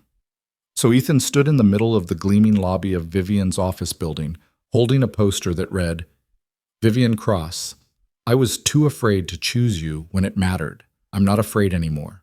Please give me a chance to prove it. Ethan."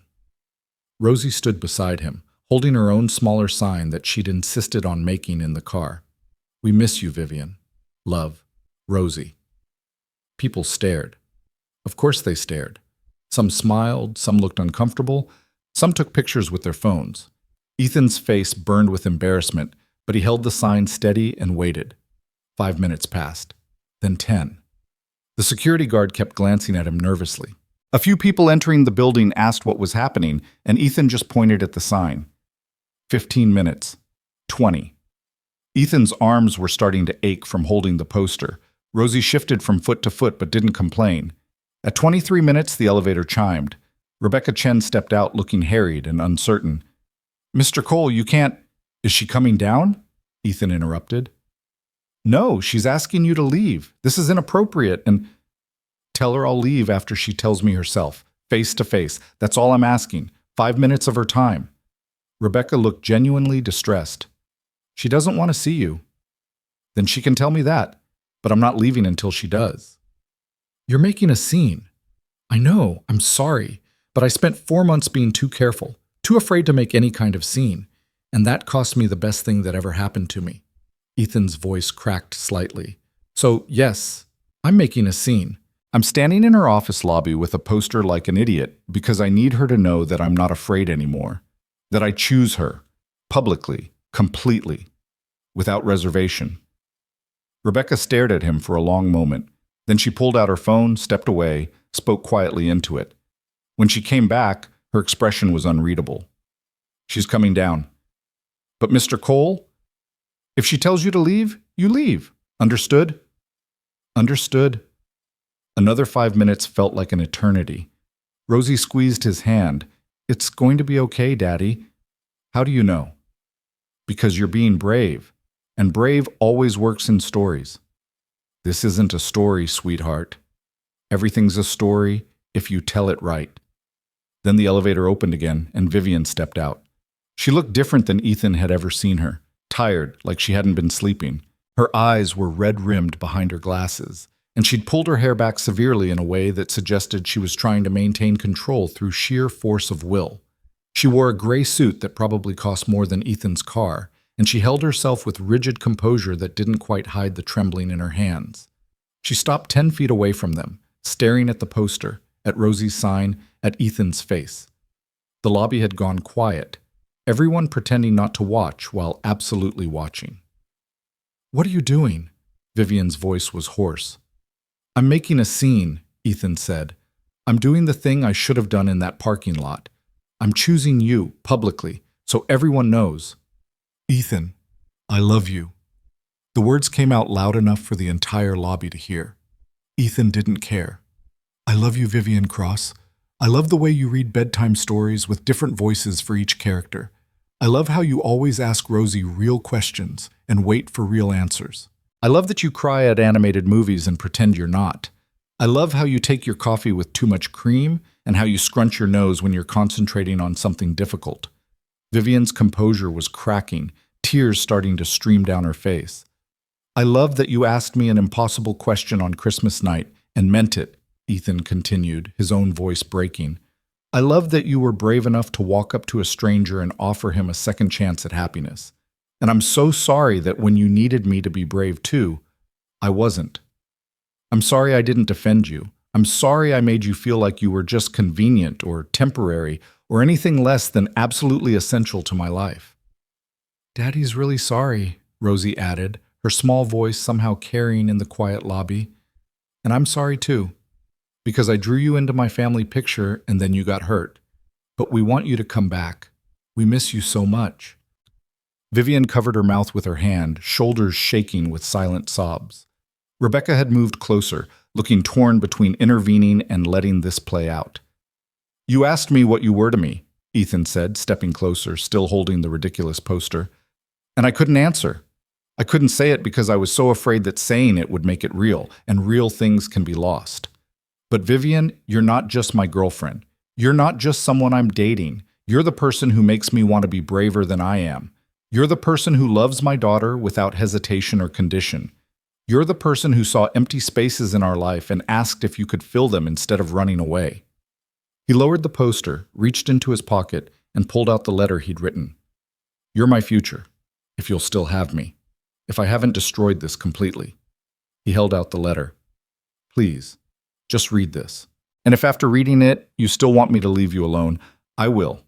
I promise. But please give me a chance to explain everything I should have said a week ago. Vivian stood frozen for a long moment. Then, slowly she walked forward. She took the letter from his hand, their fingers brushing, and that same electric spark from their first dinner together passed between them. She unfolded the paper with shaking hands and began to read. Ethan had poured everything into those pages, every apology, every explanation, every promise he wanted to make. He'd written about his fear of betraying Sarah's memory and his gradual realization that love wasn't a finite resource, that choosing Vivian didn't mean abandoning his late wife. He'd written about watching her with Rosie and understanding what it meant to witness pure, unconditional love. He'd written about the parking lot and his cowardice, and how he'd been so focused on protecting himself from potential loss that he'd guaranteed losing what he already had. He'd ended the letter with a simple question: "Will you give me another chance to answer your impossible question? Because the answer is yes. Yes, I will be your husband. Yes, I choose you. Yes, I love you. Always yes." Vivian read in silence while the lobby remained frozen, everyone caught up in this private moment made public. When she finished, she looked up at Ethan with devastation and hope warring in her expression. "You broke my heart," she said quietly. "You stood there in that parking lot and couldn't tell me what I needed to hear, and it broke something in me that I didn't know could break." "I know, and I'm so... But..." Vivian's voice was stronger now. "You also came here. You made a scene. You stood in my office lobby with a poster and your daughter and declared your feelings to a room full of strangers because you were more afraid of losing me than you were of looking foolish." "I was terrified," Ethan admitted. "I'm still terrified, but I'd rather be terrified with you than safe without you." Vivian looked down at Rosie, who was watching with the intensity of someone whose entire world hung in the balance. "Rosie," Vivian said gently, "can I ask you something?" "Yes." "Are you sure about this? About wanting me in your family? Because I can't be your mother. Your mother was Sarah, and she'll always be your mother. I can't replace her." "I don't want you to replace her," Rosie said with absolute certainty. "I want you to be Vivian, just Vivian. That's enough." "What if I mess up? What if I don't always know the right thing to do?" "Then you'll be just like Daddy. He messes up all the time." Despite everything, Ethan laughed. So did Vivian, a wet, broken laugh that somehow held hope. "I can't promise I won't hurt you again," Ethan said softly. "I'm human and I'm flawed, and I'll make mistakes. But I can promise I'll never stop trying. I'll never stop choosing you. And I'll never again let anyone, including myself, make you feel like you're anything less than completely wanted." Vivian looked at the letter in her hands, then at the poster Ethan had dropped on the floor, then at Rosie's small sign with its crayon hearts. She looked at the security guard trying not to smile, at Rebecca, who was openly crying now, at the strangers in the lobby who'd been pulled into this intimate moment. "This is the most ridiculous thing anyone has ever done for me," she said. "Is that a yes?" Ethan asked, hope and terror equally balanced in his chest. "This is a, you're an idiot, but you're my idiot if you still want to be." Vivian stepped forward, closing the distance between them. "This is a, I love you too, and I'm still angry, but I'm willing to try again if you are." "I am. I'm so willing to try." "Then, yes." Vivian's hands found his face, thumbs brushing away tears he hadn't realized he was crying. "Yes to second chances. Yes to being terrified together. Yes to building something real instead of running away when it gets hard." Ethan kissed her then, in the middle of that lobby with dozens of people watching, and it felt like finally doing something right. Vivian kissed him back, pouring 4 months of longing and 1 week of heartbreak and all her fragile hope into that contact. When they pulled apart, Rosie was hugging both of their legs, and Rebecca was applauding, and then somehow the entire lobby was applauding, strangers celebrating a moment of connection in a building usually devoted to cold business transactions. "Can we go home now?" Rosie asked. "All 3 of us." Vivian looked at Ethan, a question in her eyes. "All 3 of us," he confirmed. "If you want to." "I want to." Vivian knelt down, opened her arms, and Rosie crashed into her with enough force to nearly knock her over. "I missed you so much, sweetheart." "I missed you too, and Daddy missed you, but he was being stubborn about it." "I heard that," Ethan said. "Good. You were supposed to." They left the building together, Vivian pausing only to tell Rebecca she'd work from home the rest of the week, ignoring Rebecca's knowing smile, and drove back to the apartment that would finally feel right again. On the way, Vivian held Ethan's hand across the center console, and Rosie chattered from the back seat about everything that had happened in the past week, filling Vivian in on school drama and art projects, and how much she'd hated having only 2 people at the dinner table. At home, Vivian looked around the small living room like she was seeing it for the first time. "I thought I'd never be here again." "I thought I'd lost you," Ethan admitted. I thought my fear had cost me everything that mattered. It almost did. Vivian turned to face him, serious now. Ethan, I need you to understand something. I can't keep being the person who does all the reaching. I can't be the only one fighting for this. I know, and I promise I'll fight. I'll reach. I'll make sure you never doubt again that you're chosen. I'm going to hold you to that. Please do. They ordered pizza for dinner because no one had the energy to cook. They sat around the table, 3-place settings, no extras to put away, and talked through everything that had happened. The hurt, the fear, the misunderstandings. It wasn't comfortable, but it was honest. And honesty felt like the foundation they should have built from the beginning. After Rosie went to bed, insisting that Vivian read the story, that Vivian tuck her in, that Vivian promised she'd be there in the morning, Ethan and Vivian sat on the couch with careful space between them. I don't want to rush this, Vivian said quietly. We need time to rebuild trust. I know. But I also don't want to waste any more time being afraid. She moved closer, rested her head on his shoulder. So let's just take it one day at a time. One honest conversation at a time. One moment of choosing each other at a time. One moment at a time, Ethan agreed, his arm coming around her shoulders. Starting now. They sat in comfortable silence, the apartment finally feeling right again, and Ethan thought about impossible questions and the courage it took to answer them honestly. About broken pieces that didn't become whole just by pushing them together, but by carefully fitting them, giving them time to heal, building something new that honored what came before while reaching toward what could be. About a woman brave enough to ask a stranger to be her husband, and a man finally brave enough to say yes without fear holding him back. It wasn't perfect. It wasn't fixed completely. But it was real, and it was worth fighting for. And that, Ethan thought, as Vivian's breathing evened out against his shoulder, was more than enough. The rebuilding happened slowly, deliberately, like constructing something meant to last instead of something thrown together in desperate hope. Vivian didn't move in right away, though Rosie asked approximately 7,000 times in the first week. Instead, she kept her apartment and her space, but she showed up more intentionally now, not just filling empty hours, but actively choosing to be present. And Ethan learned to reach back. He started small, texting her throughout the day about nothing important, just small moments he wanted to share. A funny thing, Rosie said.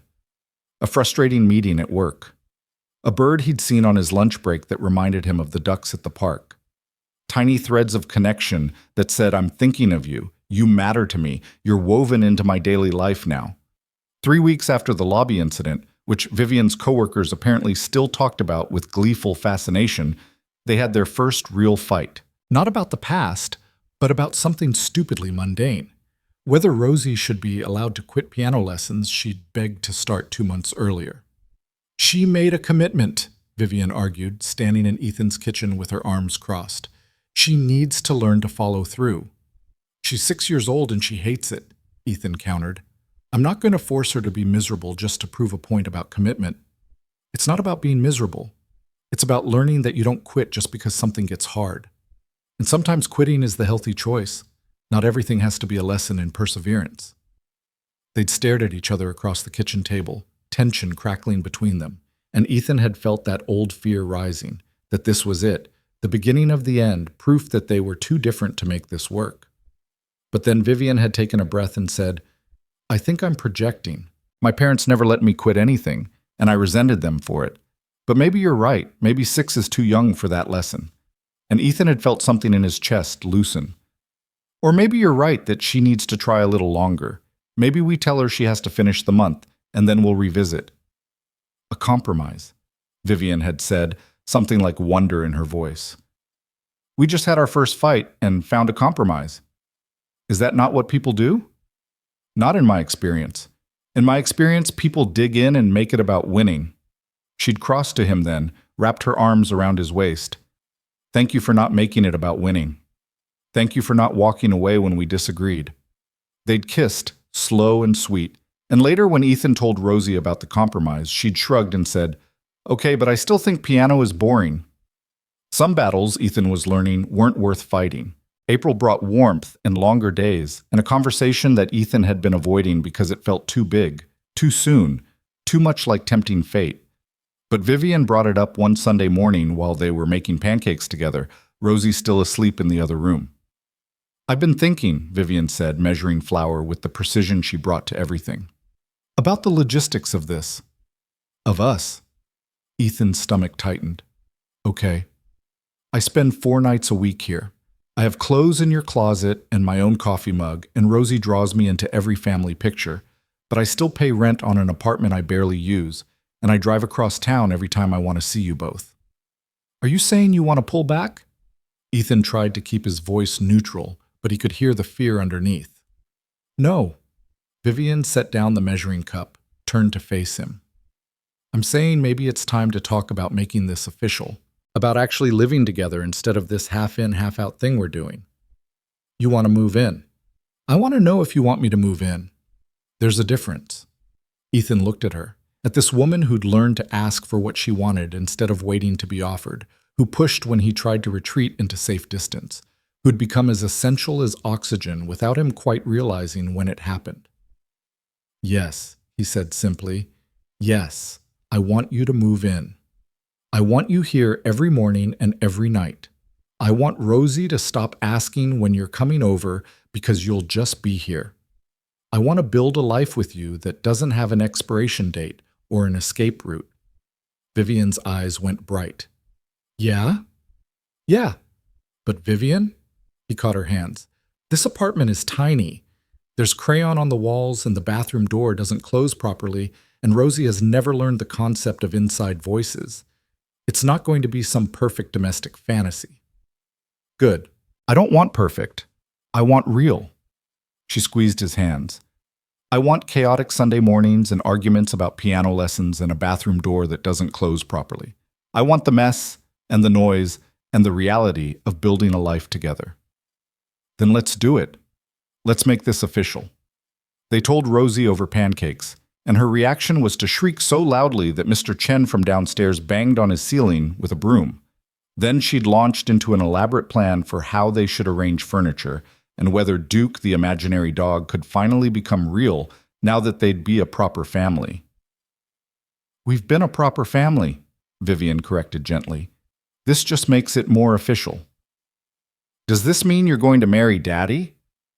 The question hung in the air. Ethan and Vivian looked at each other over Rosie's head, and something unspoken passed between them. Not yet, but someday when the time is right. "Someday maybe," Vivian said, "if your daddy ever asks me properly." "He better," Rosie declared, "because you're already in my family picture and it would be really weird if you left again." "I'm not leaving," Vivian promised. "Not ever again." Moving Vivian in was an exercise in controlled chaos. She'd lived alone for 15 years and accumulated possessions that reflected a carefully curated aesthetic. Ethan's apartment was cramped and cluttered with Rosie's art projects and mismatched furniture and evidence of a life lived without much thought to interior design. Combining them required negotiation, compromise, and several heated discussions about whether throw pillows were necessary or purely decorative nonsense. "They're pillows that you can't actually use as pillows," Ethan had argued. "That's definitionally nonsense. They make the couch look finished," Vivian had countered. "Not everything has to be purely functional." They'd kept the throw pillows. Ethan had privately admitted they did make the couch look nicer. The bigger adjustment wasn't the furniture or the closet space or learning each other's morning routines. It was the emotional logistics of becoming a family unit instead of two people dating while parenting. It was Vivian being there for the hard moments, when Rosie had a nightmare about her mother and cried for hours, when Ethan got passed over for a promotion at work and felt like a failure, when Vivian's own mother called and spent 20 minutes detailing all the ways Vivian's life choices disappointed her. "She said I was selfish for not giving her grandchildren," Vivian told Ethan that night, her voice tight with old pain. "Like my medical condition was a personal choice I made to spite her." "Your mother is wrong," Ethan said, pulling her close. "And cruel. And you're not selfish. You're the least selfish person I know." "I have a daughter," Vivian said quietly. "Not biologically, not legally yet, but I have Rosie. That counts for something, doesn't it?" It counts for everything. 2 months after Vivian moved in, Ethan came home from work to find her and Rosie sitting at the kitchen table with serious expressions and what appeared to be a formal presentation on poster board. "What's happening?" he asked cautiously. "We have a proposal," Rosie announced. "Vivian helped me make slides." "You made slides?" "Sit down, Daddy. This is important." So Ethan sat, and Rosie stood up with the poster board, suddenly very professional for a 6-year-old who still believed in the tooth fairy. "We think," Rosie began, reading from notes Vivian had clearly helped her write, "that our family is really good. We have fun together and we love each other, and Vivian makes really good scrambled eggs." "Very true," Ethan agreed, catching Vivian's eye. She shrugged, but he could see she was fighting a smile. "But," Rosie continued, flipping the poster board to reveal a drawing, "there's something missing." The drawing showed their family, now 3 figures instead of 2 plus an empty space, standing in front of a church, or possibly a courthouse. Rosie's architectural skills were still developing, but the intent was clear. "We think you should marry Vivian," Rosie said. "Officially. So she's my stepmom for real, and not just my dad's girlfriend who lives with us." Ethan's heart stopped. "Rosie, we made a list of reasons why it's a good idea. Want to hear them?" Sure. Let's hear the list." Rosie flipped to another page, began reading with absolute seriousness. "Reason 1. We already love each other, so we might as well make it official. Reason 2. Vivian needs to be able to pick me up from school without the office ladies being weird about it. Reason 3. We want to have the same last name so people know we're a family. Reason 4. Aunt Claire said it's about time. Reason 5. I want to be a flower girl and wear a fancy dress." Aunt Claire has opinions, apparently," Ethan muttered. "Reason 6, Rosie continued, undeterred. You look at each other like people in movies look at each other before they get married. And reason 7. She paused dramatically. "It's what Mommy would want." The last reason hit Ethan like a physical blow. He looked at Vivian, saw tears streaming silently down her face. "Rosie," he said carefully, "did you and Vivian talk about this?" "We talked about family," Rosie said, "and about how Mommy wanted us to be happy, and we are happy. But we'd be even more happy if Vivian was officially part of our family forever and ever." "Forever and ever is a long time, sweetheart." "I know. That's why it's perfect." Ethan looked at Vivian, who was gripping the edge of the table like it was the only thing keeping her upright. "Did you know about this presentation?" "I knew she wanted to draw a picture," Vivian managed. "I didn't know it was going to be a full proposal with reasons." "She's very thorough." "She gets it from you." "Definitely not from me. I'm terrible at presentations." They were talking around the actual question, dancing around what Rosie had just asked, and finally Vivian laughed, wet and overwhelmed and full of joy. "Are we really having this conversation because our 6-year-old made a business proposal?" "She made very compelling slides," Ethan said. "She really did." Rosie looked between them with growing concern. "So is that a yes? Are you going to get married?" Ethan stood up, crossed to Vivian, and pulled her up to face him. "I had a whole thing planned, you know. I was going to take you to Rossi's, where we met, and ask you properly with a ring and a speech I'd been rehearsing." "You were planning to propose?" Vivian's voice came out barely above a whisper. "I've been planning it for weeks. I just wanted to make sure the timing was right, that we were solid, that you wouldn't feel pressured or—" "Ethan." Vivian gripped his arms. "Are you seriously telling me you've been planning to propose and you didn't tell me?" "That's generally how proposals work. Element of surprise and all that. But now Rosie's stolen your thunder with her presentation." "She really has." They looked at Rosie, who was bouncing on her toes with barely contained excitement. "So what do we do?" Vivian asked. And Ethan, standing in their small kitchen with the woman he loved and the daughter who'd orchestrated this entire moment, made a decision. "We do it anyway." He dropped to one knee right there on the worn linoleum, took Vivian's hand, and looked up at her with everything he felt written plainly on his face. "Vivian Cross, I don't have a ring right now because it's being resized and hidden in my sock drawer for what I thought would be the perfect moment. But it turns out the perfect moment is right here, in our kitchen, with our daughter demanding that I make this official. Vivian laughed through her tears, her free hand covering her mouth. You asked me an impossible question once, Ethan continued. On Christmas night in a restaurant where I'd just been abandoned. You asked if I'd be your husband, and I thought you were crazy. But you weren't crazy. You were brave. And you were right. We fit together in ways that don't make logical sense, but make every other kind of sense. You love my daughter like she's yours. You challenge me to be better. You make terrible coffee and cry at animated movies, and you've given me a second chance at happiness I didn't think I deserved. Ethan, so I'm asking you now, properly and officially, and in front of our daughter who made slides. Will you marry me? Will you let me spend the rest of my life choosing you every single day? Will you be my wife and Rosie's mother and the person I build a future with? Vivian pulled him up, cupped his face in her hands, and said, Yes. To all of it.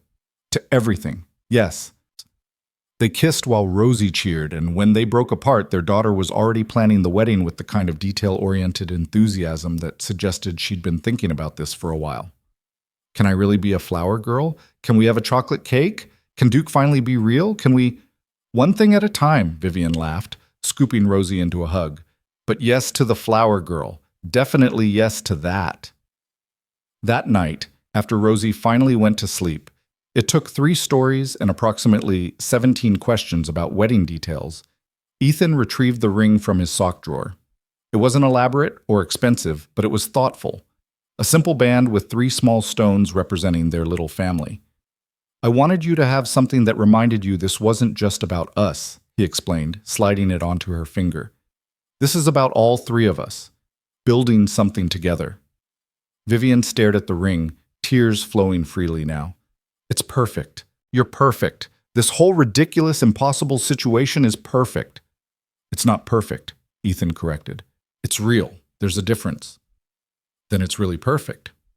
They sat on the couch with the decorative throw pillows that Ethan had learned to appreciate and talked about the future in concrete terms for the first time. Not someday, or maybe, or we'll see, but actual plans. A wedding in the fall, small and intimate. Legal adoption proceedings so Vivian could officially be Rosie's parent. Maybe moving to a bigger apartment eventually, though not too big because this small space had become home in ways that transcended square footage. I want to do this right, Vivian said. The adoption, I mean. I want Rosie to know that I'm choosing her as much as I'm choosing you, that she's not just part of the package, she's the whole point. She knows that, but hearing it officially will mean everything to her. And what about you? Vivian turned to face him fully. Are you okay with this? Really okay? With me legally becoming her mother? Sarah would have loved you, Ethan said quietly. She would have loved how you are with Rosie, how you're patient but firm, how you encourage her art but also make her clean up her messes, how you're teaching her that women can be powerful and soft at the same time, that strength doesn't mean hardness. You really think so? I know so. Because Sarah's last words to me were, make sure Rosie knows she's allowed to love again. She didn't want Rosie to think loving someone new meant betraying her memory. And you've shown Rosie exactly that. That love doesn't replace, it expands. Vivian wiped her eyes. I'm going to be a wreck at this wedding. Good. I'm planning on it. The months that followed were filled with the ordinary magic of building a life together. Vivian started coming to Rosie's school events as more than just Dad's girlfriend. She was on the emergency contact list. She volunteered for the class party. She sat in the parent section at the spring concert with Ethan's hand in hers.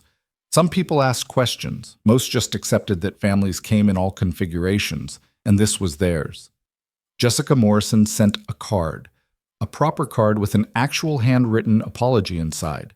She wrote that she'd been protecting a memory instead of supporting the living, and she was sorry. She asked if they could try again, build a new relationship based on Rosie's present instead of Sarah's past. Ethan had shown the card to Vivian, let her decide if she wanted that kind of complication in their lives. She hurt you, Vivian had said, but she also loved Sarah and loves Rosie. If you want to give her another chance, I'm okay with that. And if she says something that hurts you again, then you'll defend me, like you should have done the first time. There was no accusation in Vivian's voice, just statement of fact. But people deserve chances to grow. You gave me one. Maybe she deserves one too. So they'd invited Jessica to lunch, just the adults at first. It had been awkward and tense, but Jessica had looked Vivian in the eye and said, "I'm sorry. I was cruel and I was wrong. Sarah would have been ashamed of me, and I'm ashamed of myself." "Thank you," Vivian had said simply. "Let's start over." They didn't become best friends, but they became people who could coexist at the same events without tension. It was enough. The wedding was planned for October, and as summer faded into fall, Ethan found himself marveling at how normal everything had become. Normal in the best way, not boring or routine, but settled, comfortable. Like they'd figured out how to orbit each other without colliding, how to be individuals and a unit simultaneously.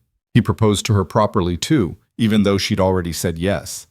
Took her to Rossi's Italian bistro on a Thursday night. Not Christmas this time, but close enough to the anniversary of their meeting to feel significant. The same table where she'd asked her impossible question, where everything had started.